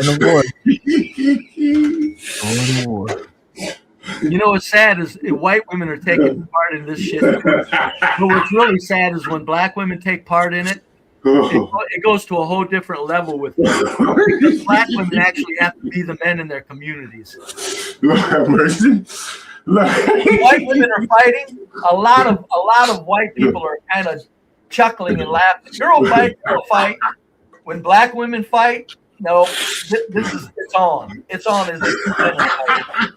And if you don't think that erodes black culture in yet another way, you're mistaken. You're mistaken.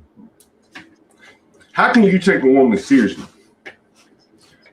that's game to fight like this, like a man? Like, how can you have that feminine desire for her? There's nothing there. It's hard to do. I don't even think if you went without sex for 10 years, if you closed your eyes, I don't know, would you even want a hand job from her? I'm not trying to be gross. Just close your eyes. Would you want a hand job from her, knowing who she is? She get out of bed. Hey, she get out of bed and do that. After y'all are having sex with each other. I've seen worse women walking around with kids. So black men, they'll have sex with her. That is true. Oh, Brave, it gets worse, though, Brave. You thought it was bad, but it gets worse. Oh, no. Turn.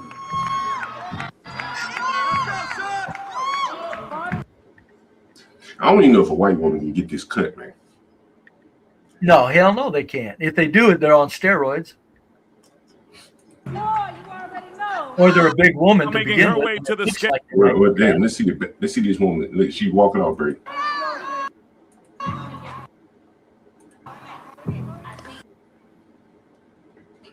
Look at all that back.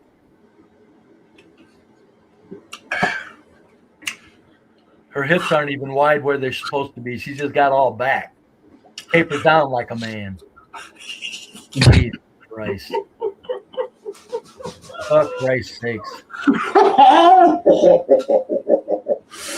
It might be her man right there, Brave. It might be her man. No, it ain't. It could be. Nah, she don't have a man. Unless she bought one. Man, hey, it could be her man right there. Okay, I'll go for that. But she bought it. Mm-hmm. There ain't no man just you know. Oh, wait till he sees who's up next. He doesn't know Clarissa Shields. You don't know Clarissa. I don't know Clarissa. And now making her way to the You're scale. about to learn. The champion, the GOAT. The queen is here. Clarissa Shields. That's her boyfriend right there, Brave. With all the gold chains and the New York Yankees hat with the shades on. Yeah. That's her boyfriend.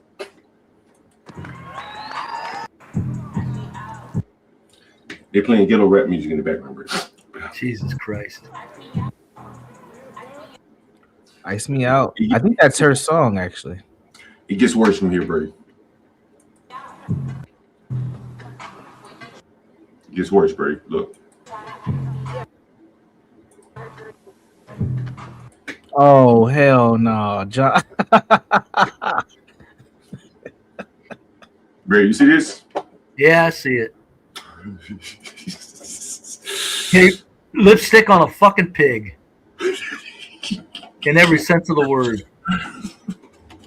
I've never seen a Louis V boxing athleisure outfit. That's interesting.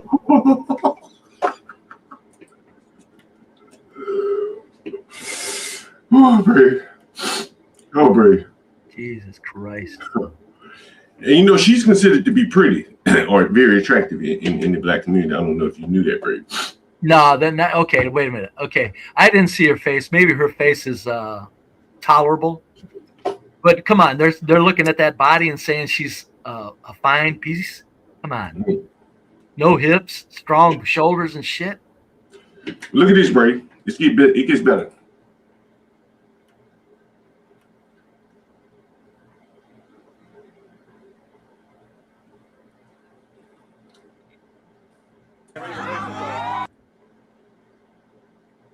That ain't pretty anyway. She ain't bad. I don't know. It's just that look is just, I don't know. It gets better, Brave. She got to take off all the jewelry first. On scale.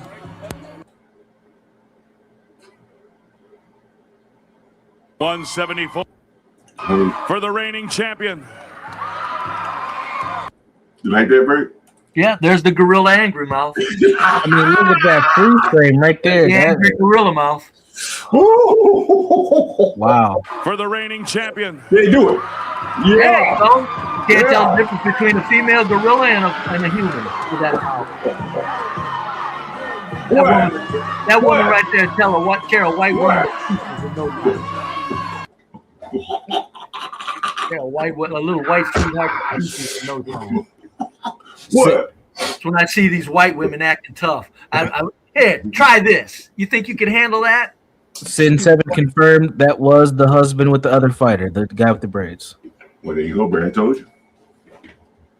Well, yeah, she bought him. I don't doubt she did. I don't doubt she bought him. I mean, hell, men buy women. Why wouldn't women buy men? It's all fair. Brad, I want to go ahead. I was going to say, Ponder said that the boyfriend reminds her of Papoose. Ponder, that is Papoose. Yeah, Papoose. Brave said earlier, when we let off, Brave said what? Mooncakes is not what, Brave? He ain't white. You ain't gonna let it in the club, Brave. Not me. It's just they don't get in the club. It's just the way it is. Mulattoes don't get in the white club. I don't know when blacks talk about, well, nobody wants them. It's like, well, it's at least whites are civil to them. You don't see whites wanting to beat mulatto women up.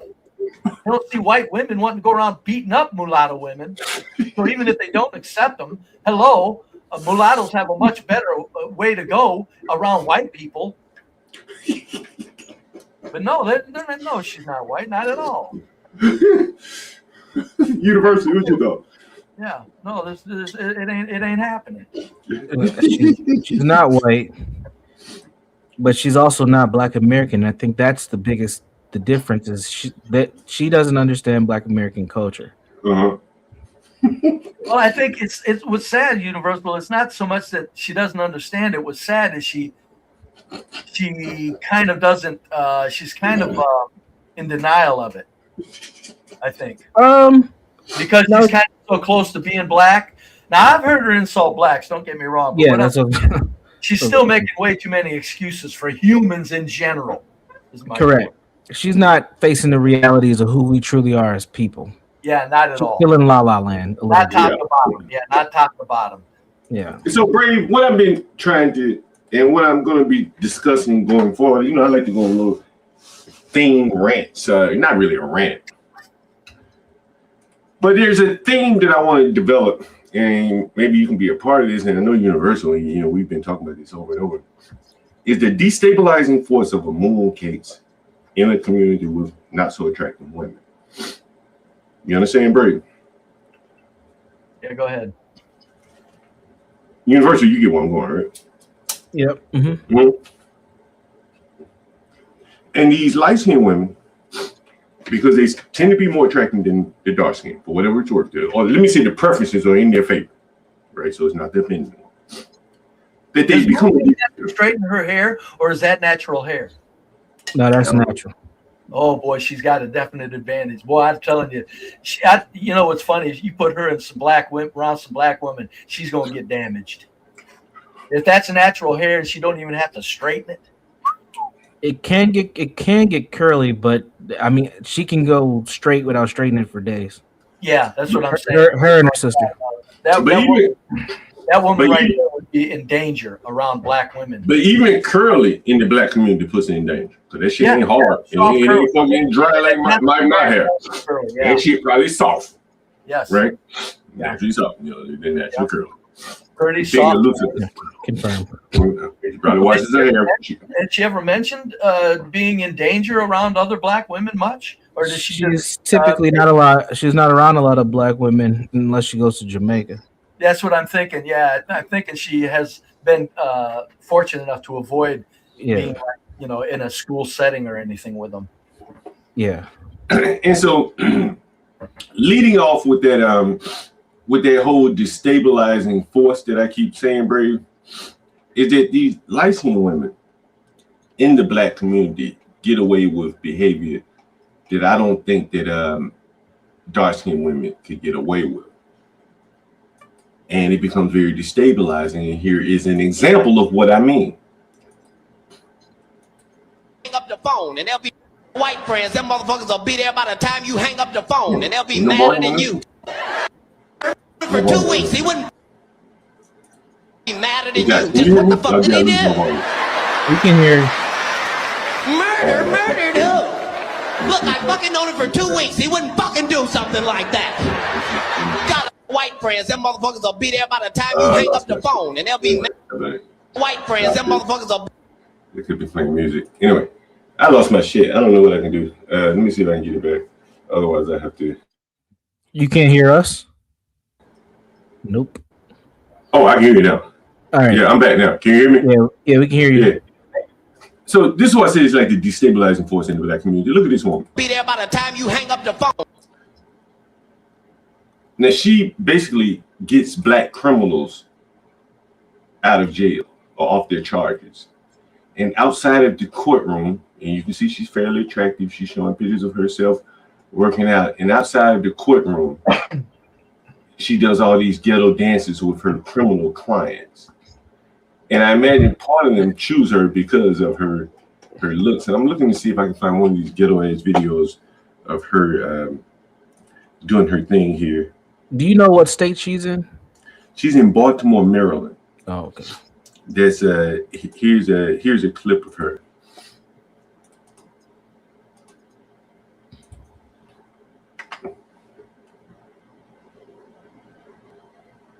If you know the difference, you know what it's giving. So, and the headline is, my baby just got out the joint after 20 months. No, that's not what we wore to trial, but I wasn't going to do the dance without him. My client had a horrible and petty on and off again relationship with my whatever. But this is her celebrating after she wins cases for these ghetto blacks. If you scared, then just Cheap and expensive, you know. Yeah. You know, I see Juan just entered the chat. Juan, in a year, we need you in a sombrero and a mariachi band doing this with your clients, sir. We need you. Here's another one, Brady. There's something going on with professionals. I'm gonna say black professionals. Yeah. I was they want to be personalities. They want to be internet sensation. And I have a good friend who does it. She's very popular on social media. We actually seen her in a clip when we were doing the show at HB like about a year ago. And I've noticed in her business that she has this she's gonna have to make a decision. Do I want to keep being this social media personality, or do I want to run my business? Because those two things can't compete at the same time. But we're seeing this. We've seen this with Jasmine Crockett. We've seen this with Kamala Harris. We're seeing it with this woman, where they get into these professional spaces, but they also want to be TikTokers and do these things. I don't know. It's very interesting. Yeah, it's very constructive because what they do is they just the other groups of people, all other groups are sick of black people, and all this does is it just further sets them aside to be tolerated. So I mean, they don't. It's just like they become further and further as they get further and further away from any kind of respect at all, and they just seem to they revel in it. Yeah. This is the question that I was going to ask you. You ever seen a white lawyer doing that, dancing and shit after he won a case for a criminal client, someone accused of shooting someone? I have actually, but it was a white woman. She's Young Thugs and a bunch of rappers, lawyers, and she was appropriating the black culture type of thing. So I have seen it. So she's acting. So she's acting black, yes. Right? But you couldn't see a respectable lawyer. Like, you know, I wouldn't want to hire if this woman left that career of criminal law and went into any other kind of law. I look and see one of these videos. I'm like, I'll pass. Right? She's trading on her attractiveness. Right? You got to admit that. Like when you walk into the office and you see a woman that looks like that, Hill and Anton Daniels even said it. You know, Mika makes some money. And so when you walk into the office, you see a woman like that, particularly blacks, they're going to be more inclined to be accepting of her, right?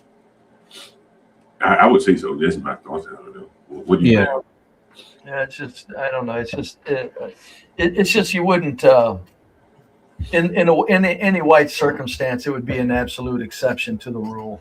Yeah. And with blacks, it's just all over the place. These blacks that are supposedly, doing things that are contributing a contributing function to a society, and they're just making themselves to be that other people are sick of them, and at top to bottom sick of them.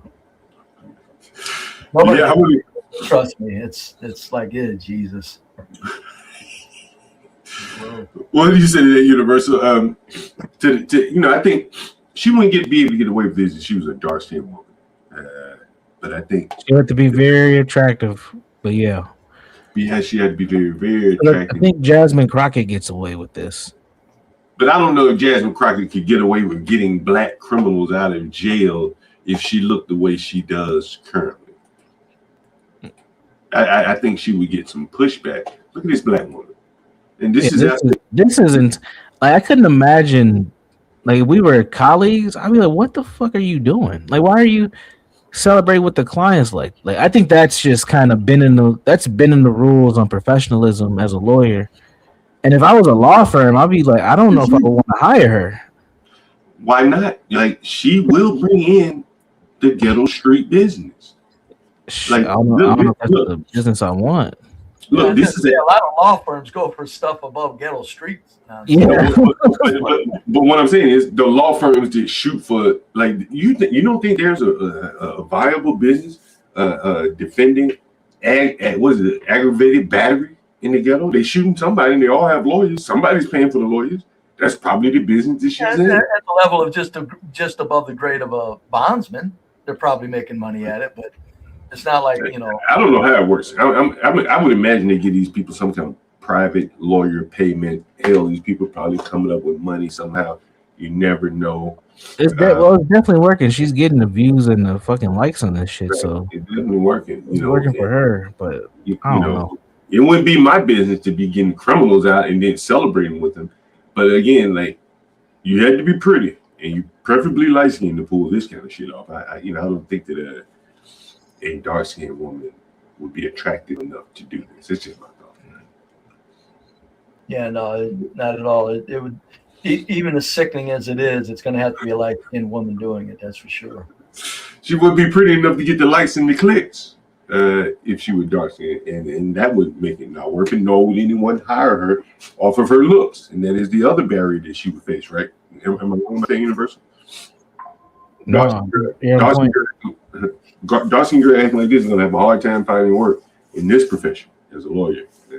Yeah, I would think so. She's tall too. I think that might help her. Yeah, she's a tall girl. Yeah, she's in good shape apparently because she shows some videos from the gym. So again, I think this is the destabilizing force that allows these people to behave like this because they do have some purposes in the greater society here. Very interesting.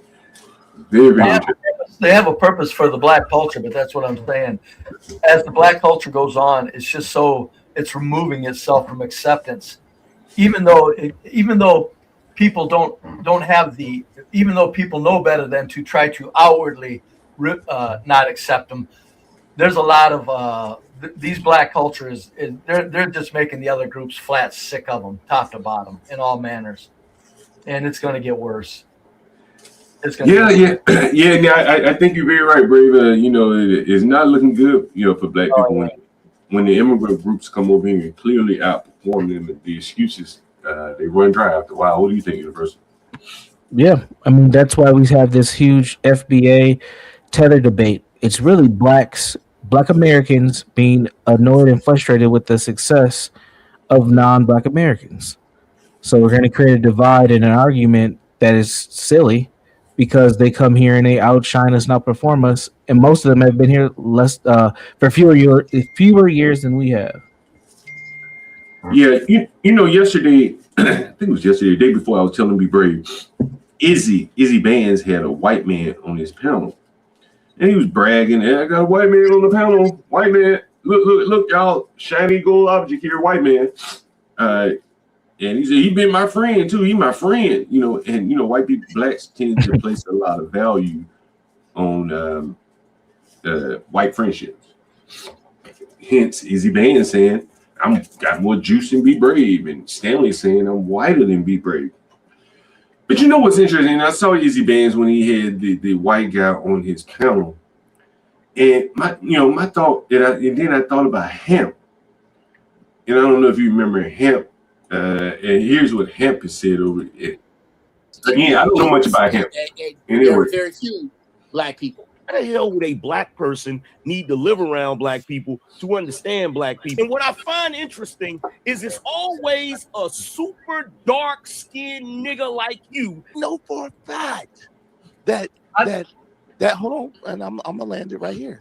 We know for a fact that white people are some of the most degenerate, uneducated, uncouth, uncivilized people on the face of the earth.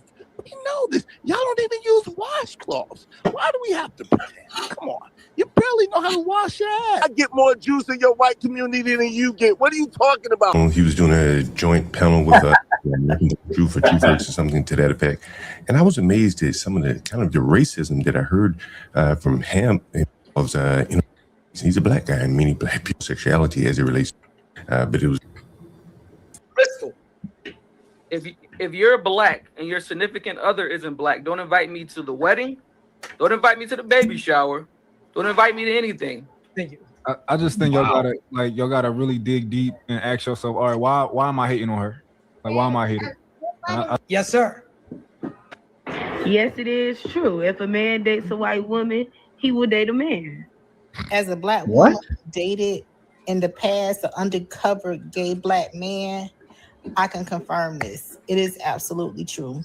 Mm-hmm. It's actually scientifically proven. White women do that? I'm sorry. Go ahead. My fault. Go ahead. Do y'all think white women kind of use the same tactic often? As far as like y'all niggas is gay. Like we're not in the white community, so we wouldn't know. I don't know what white men. I don't have any white friends. Because they expect it. White men are the MVPs of homosexuality. They be doing all types of weird shit. So white women expect the motherfuckers to do that. They'll know that she was the whore in college and still marry her. White men don't care. Mm-hmm. True. And I'm glad. Great. Y'all MVPs of homosexuality. Never mind the stats and the fucking the fucking weird shit blacks do also. We're the MVPs, but I understand them hanging on to that because it's the last. Outside of that sick behavior, whites are functioning at a very high level as the human species goes. So I understand them grabbing onto that for desperation. Brave, how about this though? Yes, sir. Yes, it is true. If a man dates a white woman, he will date a man. As a black woman who dated in the past an undercover gay black man, I can confirm this. It is absolutely true. Mm-hmm. It's actually scientifically proven. You don't even know what she was saying there. Scientifically proven. What? If you line up 100 black men that date white women, you're gonna guess a certain percentage of them are gay. It's like the stuff these black people say. It's like they have no shame in their behavior. They have no shame in what they say. They have no shame in who's listening and who they have to make a fool of. They have no shame. That's what I'm saying. 70% of black Americans are fucking psychopaths. But do you think that was just a cult?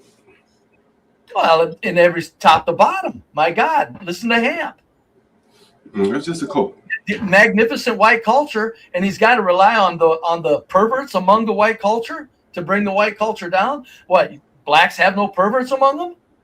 It's like, what are you doing? Universal, any last words before we get ready to get out of here? Now let Brave get his last words in. Yeah, at some point, black folks have to start doing some more reading, and we have to increase the intellectual capability to process information and stop trying to find things to validate our racial idolatry, because that was just ridiculous what we just seen. I don't know where to get that was just bad. That was bad. Universal, are you glad though that there's white communities to move into with your family? I'm sitting safe and comfortable one now. You know what, Brave? I forgot to lock my door and I left my garage open for about 3 hours the other day. Not a fucking thing happened. I'm telling you, people think I'm full of shit. I'm telling you, the My white neighbor texts me, Mr. Jones. the white world is a whole different world. I've lived in it all my said, life. I don't think you're home right now because I don't see your vehicle, but your garage is open. And guess what I did, Brave? I got on my fancy phone, hit a button, and closed it, and went on about my day. God bless you. University, did you were there when I was talking to Tough Guy about what he's facing, right? Yeah. You know, like as I said, white people will not rent to blacks. If I were white, hell no. No. Because if he goes south, he's gonna call me a racist. Mm-hmm. Funny enough, Tough Guy is renting from a Vietnamese. And he said, I love living around these white people, man. There's no crime. But he's one of the many blacks that can't afford to live around whites without stretching his budget to damn near threadbare. Yeah. And I think that pressure is what manifests itself out here in the streets among the more educated blacks. We see them jumping up and down, acting like monkeys on panels. I've already addressed here some of these people are unemployed. That's why they got so much time on the panel. Yeah, exactly. We talked about that. Yeah. Me and Tina were talking about that the other day. Right, and so that's a lot of pressure. If you're black, many of these blacks do not live in black neighborhoods. Nope. And if they're unemployed, look at all the phone calls I take from these blacks under pressure, serious pressure. You know what? More than before I get out of here, I'll say this: because Universal's up here, and he was talking about what the blacks need to do, and of course, reading and learning is very valuable. But Universal, since the blacks, no matter what they do, are going to be second place in a white culture. Period. Mm-hmm. It's just the way it is. Yeah. What blacks need to do is start getting their young ladies to understand femininity and the value of staying within a certain body image. Yes, that's what makes white culture great is femininity and slim white women. Even though white women are going over the edge, white culture's going down the drain. I get it. But the point is the number one thing blacks could do for value, somehow stop the acceptance of young black girls not being able to be feminine because they got to fight everywhere they go. Yep. That would be the number one step. That would help. I think we got some work to do on the male side too, because our men are just non-existent. I think if the women feminized, the men would fall behind Universal. Well, the men are damn near just as feminine as the women. So no, but what I'm saying is a feminine woman will bring a man out of a man. Don't bet on that horse, Brave. Not with these blacks. The IQ's too low, Brave. Don't bet. I'm telling you, man. Listen, I hear what you're saying, and logically, I would agree. But I don't have faith in black men to do that. I don't think the IQ's high. Look at these goddamn panels. Well, I would certainly grown 50-year-old boys walking around here looking like fucking 12-year-olds and talking about fucking in the age of the 5th grade. We are done. Yeah, but again, that's because they've got no women to reel them in. I'm telling you. If the black women were feminine and slim, I'm telling you that, and didn't go at 11 and 12 going to Anton's house. If they were feminine and slim, I'm telling you that shapes men up. And you're right, Universal. It's not like a miracle, but I'm telling you that would be step one. It would help, but these hypersexual, emotionally undeveloped men, they would just want to fuck more, man. Well, yeah, of course. I'm sorry. I hate to be the guy to say this. I'm just. You're correct. I'm talking about an effect that would take years to do. You're talking about what is immediately at hand. I'm saying if black women slimmed up, feminized, it might take 2 decades or 3 decades. Yeah. But eventually, the men would tone down if those women held out and said, no, I'm a feminine lady, the men would adjust much more so than I think you're giving them credit for. I'm not in 100% disagreement with you. I'm following your train of thought. I just have lost all faith. Black men changing their behavior. It don't look good from the It inside don't out. look good, Brave. Brave. You know, I see it, man. I don't know, Brave. I'm pretty. No, I still say I'm sure of it. There's nothing as powerful as a feminine, slim woman, folks. We all know. Let me go around the panel. The black culture just has none of it now. It's non-existent. You know, Brave, next time we do this, I want to ask you the question. Remind me to ask you a question when you were saying how the codependency or the dependency of the blacks and the whites is gone now. We have to cover that next time, Brave. Well, you remember that? Yeah, remember what you said to me? Yeah. Do you remember the topic, though? Because if I got it wrong, I want to make sure I'm right. So I won't forget it. I think I do, but before we go on, you can refresh me. But anyway, let me go around the horn. I'll start with Juan since he just got here. I don't know how long you've been watching Juan, but what sticks out on what we've talked about so far today? Well, the main thing that sticks out for me was two things. Number one, the comment regarding that Universal Jones made regarding him not having to leave his door locked or him accidentally leaving his garage door open and nothing happened. Thus the question that I posted in the chat, being humorous in part. But the other thing is when people see that other people make moves, they get mad instead of studying their moves. You've talked about this. Portia's talked about this. CT's talked about this. Drip has talked about this. And so my question, and it's an internal question, would be, why are they mad? Study what they're doing and copy it. They're giving you free at that point. Yeah, no, that's fair. That's fair. What about you, Punda? You new to the panel. What sticks out in your mind about what we talked about today? So, in wrapping up.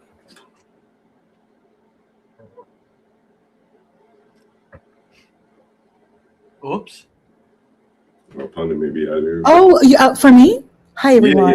Yeah. No, I actually right here with hi Ricky Z. Hello, Ricky Z. Hello, Brave. Hello, Otani. Hello, Brave.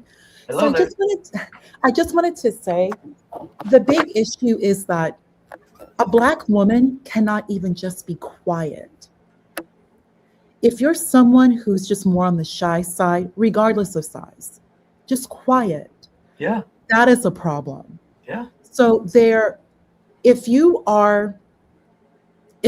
don't fit the stereotype, you are an affront and you are to be harassed and abused. So there's a complete cultural, it's not even an imbalance. There's something like necrosis where you cannot be feminine.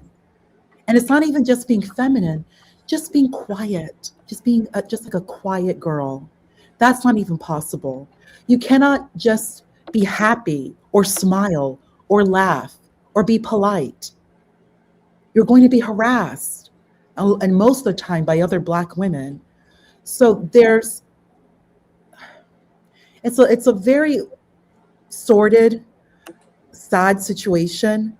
But if a Black woman wants that femininity, which I understand everyone is saying, you do have to be removed from the community. So that whole situation between light skin, dark skin, sorry, that's my microwave, sorry. That whole wouldn't even exist, because if you're in a community where you're just a woman and you're a Black woman, regardless of how you look like, your color, your size, etc., if you can feel safe to be feminine, you will be feminine. You cannot be feminine or even quiet that's the problem. Like an actual problem in the hood, in the Black community, is just being feminine. You've seen people, I hear John bringing up light-skinned Black women. They cannot even be feminine. Many times they speak like men. They speak like men. And one of the reasons why you have to be defensive is because it's like your armor, because of the violence that will come to you. You cannot be feminine in the hood. So it's once you're removed, then you go through that process of learning to kind of break down your defenses and feel safe to be feminine, to wear a dress or just smile. that's a different conversation. I just wanted to just bring that up right now. You know, I played this. It's in pretty well. You know, I played this clip to BeBrave the other day. It was from DeBarge. It was just a snippet I played from, and it was I Like It. I don't know if you ever heard that song. He was like, "Ooh, I like it." And at some point, he says something about her looks make the most about it, get the most out of me, or something. It brings the best out of me. It brings that fire inside, is something he says in this song. And this would have been back in the 70s, I think, when DeBarge recorded that song. And when I heard it, and he said, I like the way you comb your hair, and that it brings the fire inside of him out. And I think that that kind of plays into what BeBrave says, is that a pretty woman will bring the fire out of a man. It'll make him go work a few extra hours. He even has questions to ponder. Speaks. It's just feminine. Mm-hmm. True spiritual femininity is magical. It's not just pretty though. If I can cut That's in. what I said. Even if it's not that pretty, just the feminine spiritual of it is something that black culture has just said, never mind, we don't need that. I'm going, uh-oh. But I didn't say not that pretty. I said it's not just pretty. I'll give you an anecdote. There was a chick that I was dating. She was pretty, but the other thing is that she had things done. And I'll never forget, I went from one side of the region that I live in to the other for a 15-second transaction that needed to be done. But because I'm visually impaired, what would normally take an hour and a half drive took me almost 8 hours switching bus after city bus, to get there. And I came back and, we weren't official yet, but I mean, she's in my spot, she cooked, and she made my bed and all of that stuff. And the next day, after we watched TV and laughed and went to sleep that evening, I got up early and she's like, well, where are you headed? Like, I'm going to work. Like, there was a newfound energy within me. Like I was going to go make it happen, come hell or high water, because not only were you soft, with me, but you got other things done for me so that I could actually get my energy up. It was like a rejuvenation that allowed me to not be tired that next day. I don't know how to explain it. There is, and the sad part about it is black men don't even know that's missing now. Right, yeah, I think you're right. Hey, I wanted to run this past you guys before we get out of here. This was me up on Pearly, and this is not me responding, but Pearly asked a question. She says, why do you think you guys are different? She's talking to me and the black guy at the bottom with glasses on. I don't know if I answered the question, but he did, and so you told me. And I ain't never went back. So you dealing with that on a daily basis? Oh my gosh. Yo, I don't even do credit checks, bro. Why do you guys think that you're different? Like that you don't live in that way? Like, do you think it was your upbringing or? Hell no. I just made a choice. I'm sick of hearing. And I found it to be very interesting. That's it. What do you mean? What do you think about that? He decided to stop accepting the lie and just be honest with himself and made a choice to just do something different. The lie that most blacks accept is that if we do the opposite of what the majority of black behavior is, it means we're being white. It doesn't. It means you're just functioning in society like everybody else. Yeah, but universal, you still have to say this to a certain extent. If I was a black man, I don't think I'd run from, I'm acting white. I'd say you're goddamn right, because it's a white culture. It's a goddamn white culture. What do you want me to do? Yeah. Is where I'd be coming from. And that's accepting that truth. But what is she asking about what makes you different? What was ask your question again? What was she asking when she said, what makes you guys different? Just the decision not to go along with the herd, period. Is that what she's asking? Well, I mean, that's just nothing else to it. I guess it's fair. Look, the guy says, was it your upbringing? She says, was it your upbringing? He says, no, I just made a choice. A choice to do what? Think. Let go of the ideology. I keep saying racial ideology. You gotta let it go. Yeah, you do. That acceptance of what black is supposed to be, and that acceptance, man, that is a choice. To me, we're filling in the answers for him. We don't know what he really meant, right? But I don't know if I necessarily made a choice, right? I didn't answer the question. I don't think he got around to me, but I think you realize some shit is off if you got common sense. And you say, look, I don't make excuses for myself. Like these people are making excuses. That doesn't make sense. I don't know if there was ever, because to make a choice, you have to keep making it every day, right? Consistently making a choice. If shit doesn't make sense to you, then some of the things you see, or at least the things that I see, are just illogical, right? And I don't have to make a choice. Shit, I'm logical, right? Like what I see these people doing is illogical. Yeah, but you still got to make a choice because of the force of the emphasis of the illogical behavior being so normalized. I think it boils down to a choice, John. Man, I think it's strong will. I will say this: you got to be very strong willed. That's what I'm saying. To people, right? I can tell you from bottom feeding white trash experience. You know what happens when a bottom feeding white trasher makes it out of the trash group?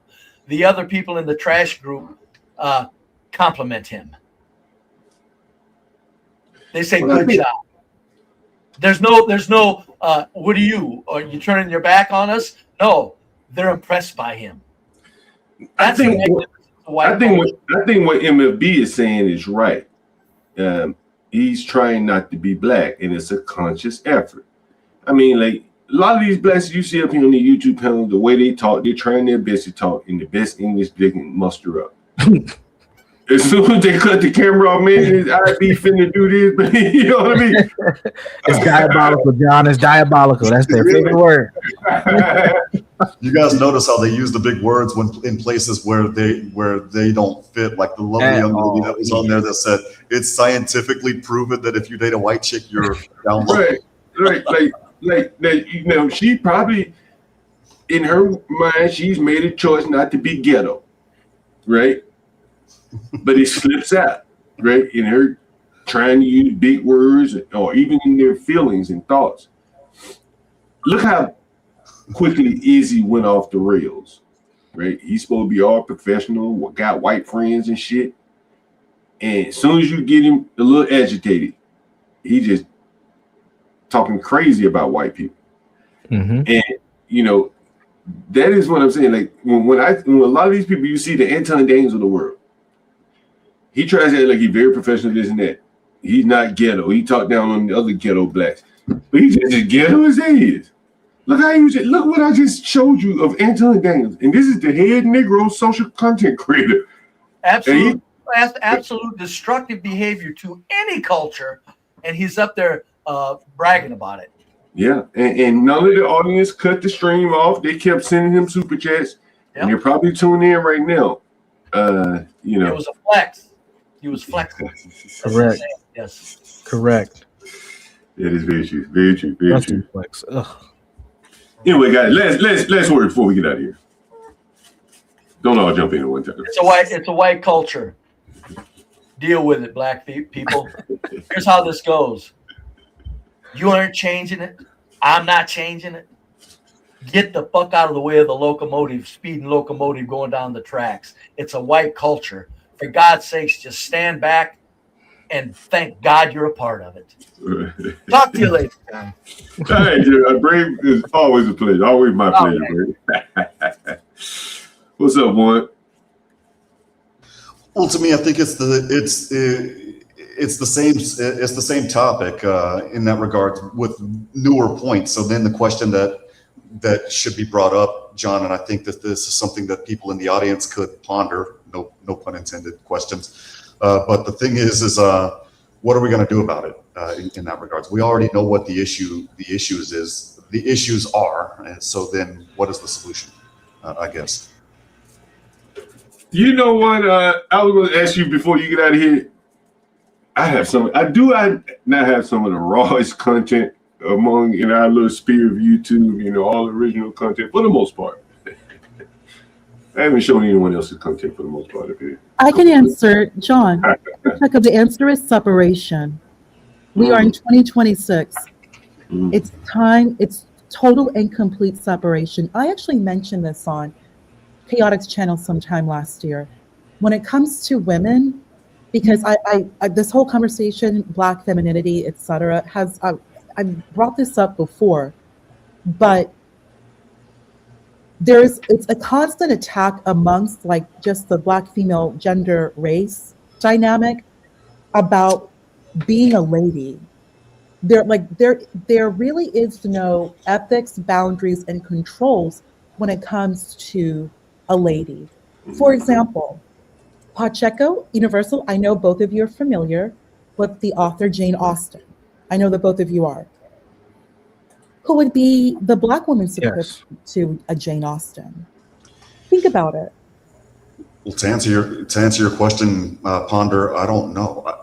In my 20s, in my late teens and 20s, I would even say in my early 30s, I would have thought that the closest person would have been Alice Walker or Maya Angelou, but that's clearly not the case. Right. Zora Neale Hurston, maybe. No, because Zora Neale Hurston, their eyes were watching God.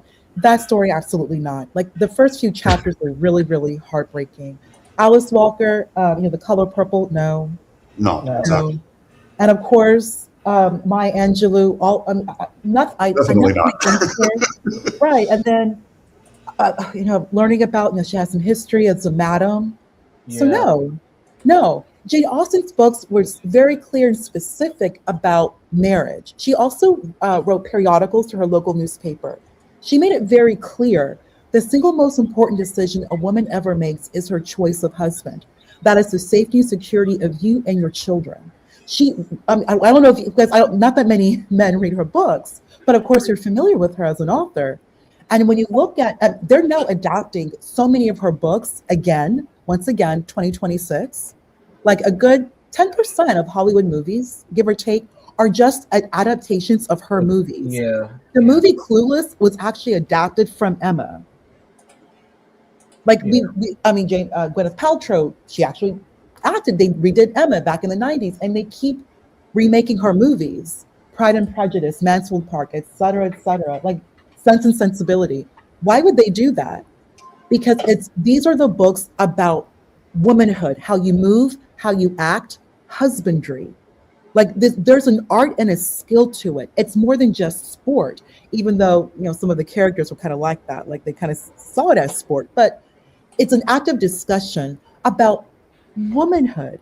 And also, as many of us know, there Charm School. Many of us are familiar with Charm School. Like you that's mean school? Is it like that? Oh, yeah, finishing school. Correct. Finishing school. Correct.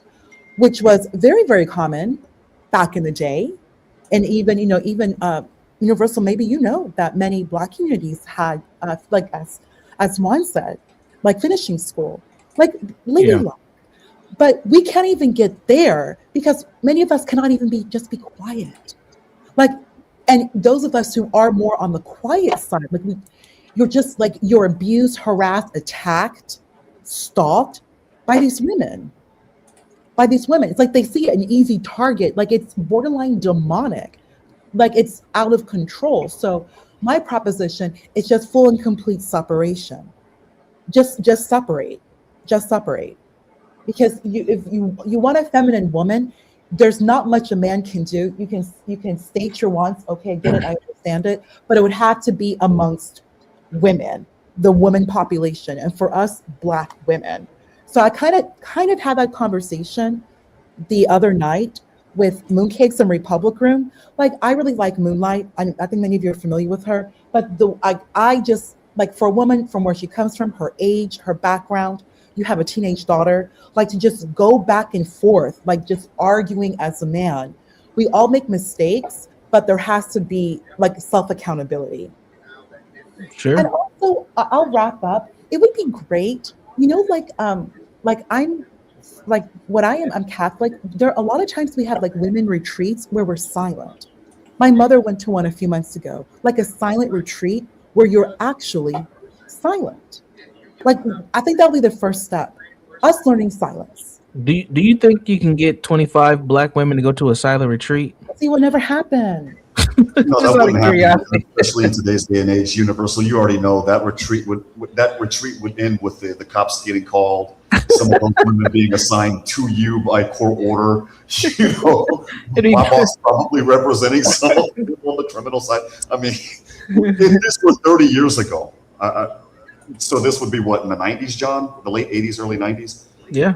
There would be a possibility, but you had your old school blacks that were in the late 1800s, early 1900s that were still around, and they would have been there to help enforce some of these, I don't know, some of the standards that they had when the divorce rates were lower. Well, Ponder, I like to keep my ear to the streets. Since you're talking about define womanhood, the Queen, Sexy Red, released a song over the weekend called Hang With a Bad Bitch. It is sweeping social media, and all the bad bitches are dancing to it on TikTok. Check it out. Yeah, I mean, but okay, let's be real here. Sexy Red is like born after 9/11. No, what does that mean? We had these issues. I've seen some women who were born before 9/11 dancing to it this morning. Right, but like she's not even grown like that. We still have millennials and even Gen X to a large degree. Sexy Red ain't grown. How old you gotta be to be grown? We still have the older generation who are here. That if you want, you didn't answer the question. How old do you have to be that's grown? Irrelevant, though. The question and the answer is a moot point. My point is that we have an older generation that needs to address their behavior first. I'm just not going to go back and forth and complain to the behavior of someone who was born after 9/11. When I know women my own age, everybody running around the 90s, the 80s, and even to an extent the 70s, your behavior was wilding out big time. I just don't like almost like picking on like someone born who's younger than me when there hasn't been a clear example set for her to follow. Like where is the example of how to follow? It's like I just like the Lottos, the Sexy Reds, and honestly I do like, what's her name from City Girls? I do like her. But JT? Yeah, she's a pretty good rapper. But like they're the new generation. If I want change, then I would need to first address these older women and their behavior. I'm not going to go to someone who doesn't even know the 90s. Like you're a product of your time, and we see the times. The first immediate is those who would be my peers and older. And if the older ones don't want to change, then they just need to just go away and just ignore them. That goes back to me in separation. I would rather just be alone and then with the other young girls and then just move forward and leave these others behind. What happened in the Old Testament, Universal, did not God open the earth and everybody over 40 was swallowed? Swallowed up, yeah. They were too corrupted. God had enough. Y'all are just despicable. And then he started anew. Because you can change the youth. But these old people don't change. Like old people do not change. They are who they are. They never change. I don't want to deal with them. You're too tainted. You've caused too much trouble. You have to go. Yeah. She'll eventually grow out of this. And I think she's pregnant. She'll eventually grow out. A lot of it's just like, that generation and they, social media. But these old heads who've been getting away with borderline murder for decades, they are a problem. They're the example being set. And the parents of the Sexy Reds are all people who were born in the 70s. And are Gen X. Why are you not raising your children properly? How did she even? Not no question, because what Sexy Red's also doing on TikTok and on YouTube, and so is Glorilla, believe it or not. They're videotaping themselves cooking dinner and serving their boyfriends and husbands. Yeah. And those are getting a lot of views as well. Yeah, I saw that too. That's a plus. That's a start. Like none of that I'm kind of particular about anti-male talk, especially from the young people. But that's good to know. And plus a lot of it, like it's just like young, kind of wild partying. So like I just don't think it's right for me to like be super critical over someone so young when I have other people that are adults and you've been behaving like this and you still are in your 30s, 40s, and even arguably your 50s. Like someone in their 20s, no. Then that's a bad example that's been set for them, and they are more adept to change. Just my 2 cents, just me. Thank you for sharing and entertaining my foolishness. Appreciate it. You got it, Universal. But I do like hopefully like the Republican move case, because we do need to talk about, I think, like behavior, Black women and behavior, especially towards each other and publicly, but definitely towards each other. Because I think that is like problem number one that needs to be addressed. You can't blame white supremacy and Black men until the real issues that Black women will never be honest with is the how we treat each other as a collective, as a whole. Minus Black men, white supremacy, whatever. There are some serious issues with behavior towards one another, first and foremost. Yeah, the three of you are gonna piss a lot of people off, but I'm here for it. I'm sure, but that's I'll go ahead and drop it. It goes back to separation. Either you take heed or you have to leave. Because I'm at that point now. You can go. You will be removed. You will be removed. I'm just like I would rather move forward with the sexy red, but these other old heads, they have to go. These old birds have to go. They have caused so much trouble, Universal. I don't even know where to begin with telling you. They are problem number one. The problem is not sexy red. It's not. I'm born in 2003. You're not the problem. We know who the problem is. We know who the problem is. Wow. Okay. Well, thank you. I don't have any closing thoughts. Everybody take care of yourself. Be safe. Okay, great, John. And also, can we all, everybody, a big congratulations to John Galt, the Urban Landlord channel. He's about to close down on 2,000 subscribers. Let's go. Oh, at some point, getting there close. He is getting there slowly but surely. He's about a little over 100 away. So everybody, please. Is it that many? Damn, it's a long way. Yeah, you're about 100 away. It's about 100. You monetized though again, man. I was about to send another super chat. No, man. Monetization go again. Man, they got me on the ropes over here. I guess I'm being a little too honest here. They got me the same way they got me on TikTok. I'm on strike 2 on TikTok. I'm about to get my check. I just barely set up that channel a month ago, and it's about to get banned. I don't know what the deal is, bro. You have to play it close to the vest. You know what? Before we get out of here, I was listening to Anton Daniels. That's what I was looking for.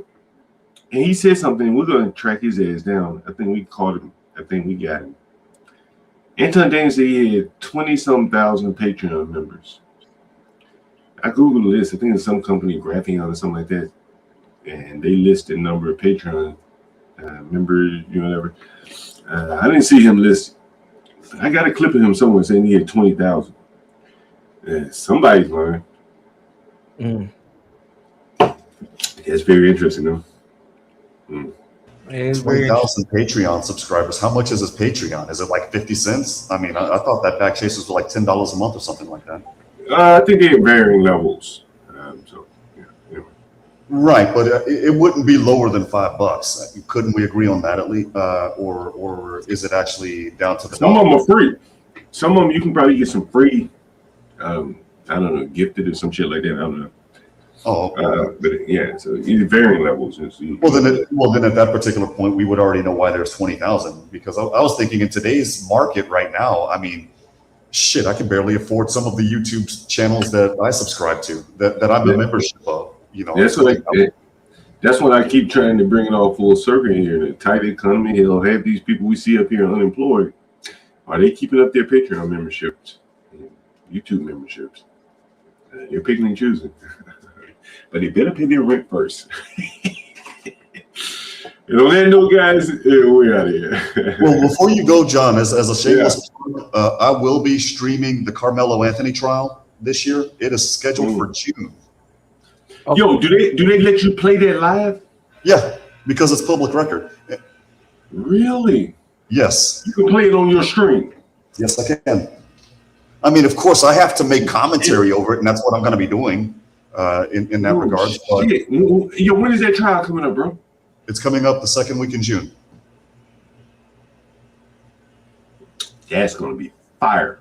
And they're asking for more money. They have a John. This goes into literally what you're talking about today. They're asking for $1.4 million for an attorney. They changed his attorney, Juan? I don't know whether they changed his attorney or they dropped him, but for me, they had enough money for a decent attorney now. He had over $500,000. Where the hell did that money go? Well, so now people woke up and they're like, wait a minute, where's the money that we gave you last year? Well, they were living off of that money, right? Well, they were, but they didn't have to. That guy in Blacks Who Defy talked about it. I mean, this happened. They live basically in that guy's neck of the woods. The thing is he didn't have to move. They didn't have to get an Escalade. They didn't have to spend money on the dumb stuff that they spent the money on.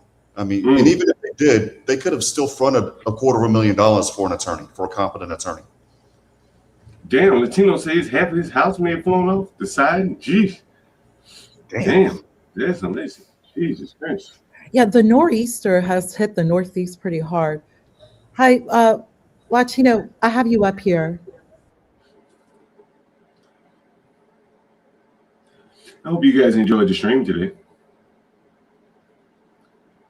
Hello, everyone. Hi, everybody. Thank you for joining the stream. John Galt, the urban landlord. And let's talk about 1212. Let's talk about it, 1212, who will be going live in about half an hour. So we're all going to move over there right now. His channel is exactly that. Please be sure to like, click, and subscribe. Just like John Galt says, it is social currency. So don't forget to make sure to like, click, and subscribe these channels. Everybody will be there in about, half an hour? Yeah, we'll be there in about half an hour, heading over there. John, take it out. Thank you, John. Very good. Guys, make sure you like, share, subscribe, and share it with a friend. Thanks for joining. This nigga high as a motherfucker, by the way. Let me go fast. I am the nigga, John Galt. This high ass nigga. They don't dance no more. It's all about the lean. Back in the day, crack was jumping on the scene. Now they slumped on the sidewalk. Can't talk. Golden era faded, but we still feel the rock. They used to be kings, now they lost in the scheme. Popping them bottles, throwing money, and living free. Now they zoned out and mumbling, fumbling. No rhythm in the city, the whole shit crumbling. They used to rock the house, they was riding through the streets. Remember there was dancing, sliding to the beat. Now it's poison in their veins, ain't no pulse on the street. Guess it's over now, they accepted the back in the day, the rock had them wild and free. Different story now, they got no energy. The new drugs got them slow with the hit unload. Out close and they don't dance no more. Block used to be jumping, talk shit they was on. Now it's lights out, guess the thrill is gone. I am the nigga, John Galt. I bring it to you rough, rugged, and raw, nigga. They don't dance no more, it's all about the codeine. Back in the day, they was rocking on the scene. Even dancing in the rain, now they nodding off. Shit just don't hit the same. I am that nigga, John Galt.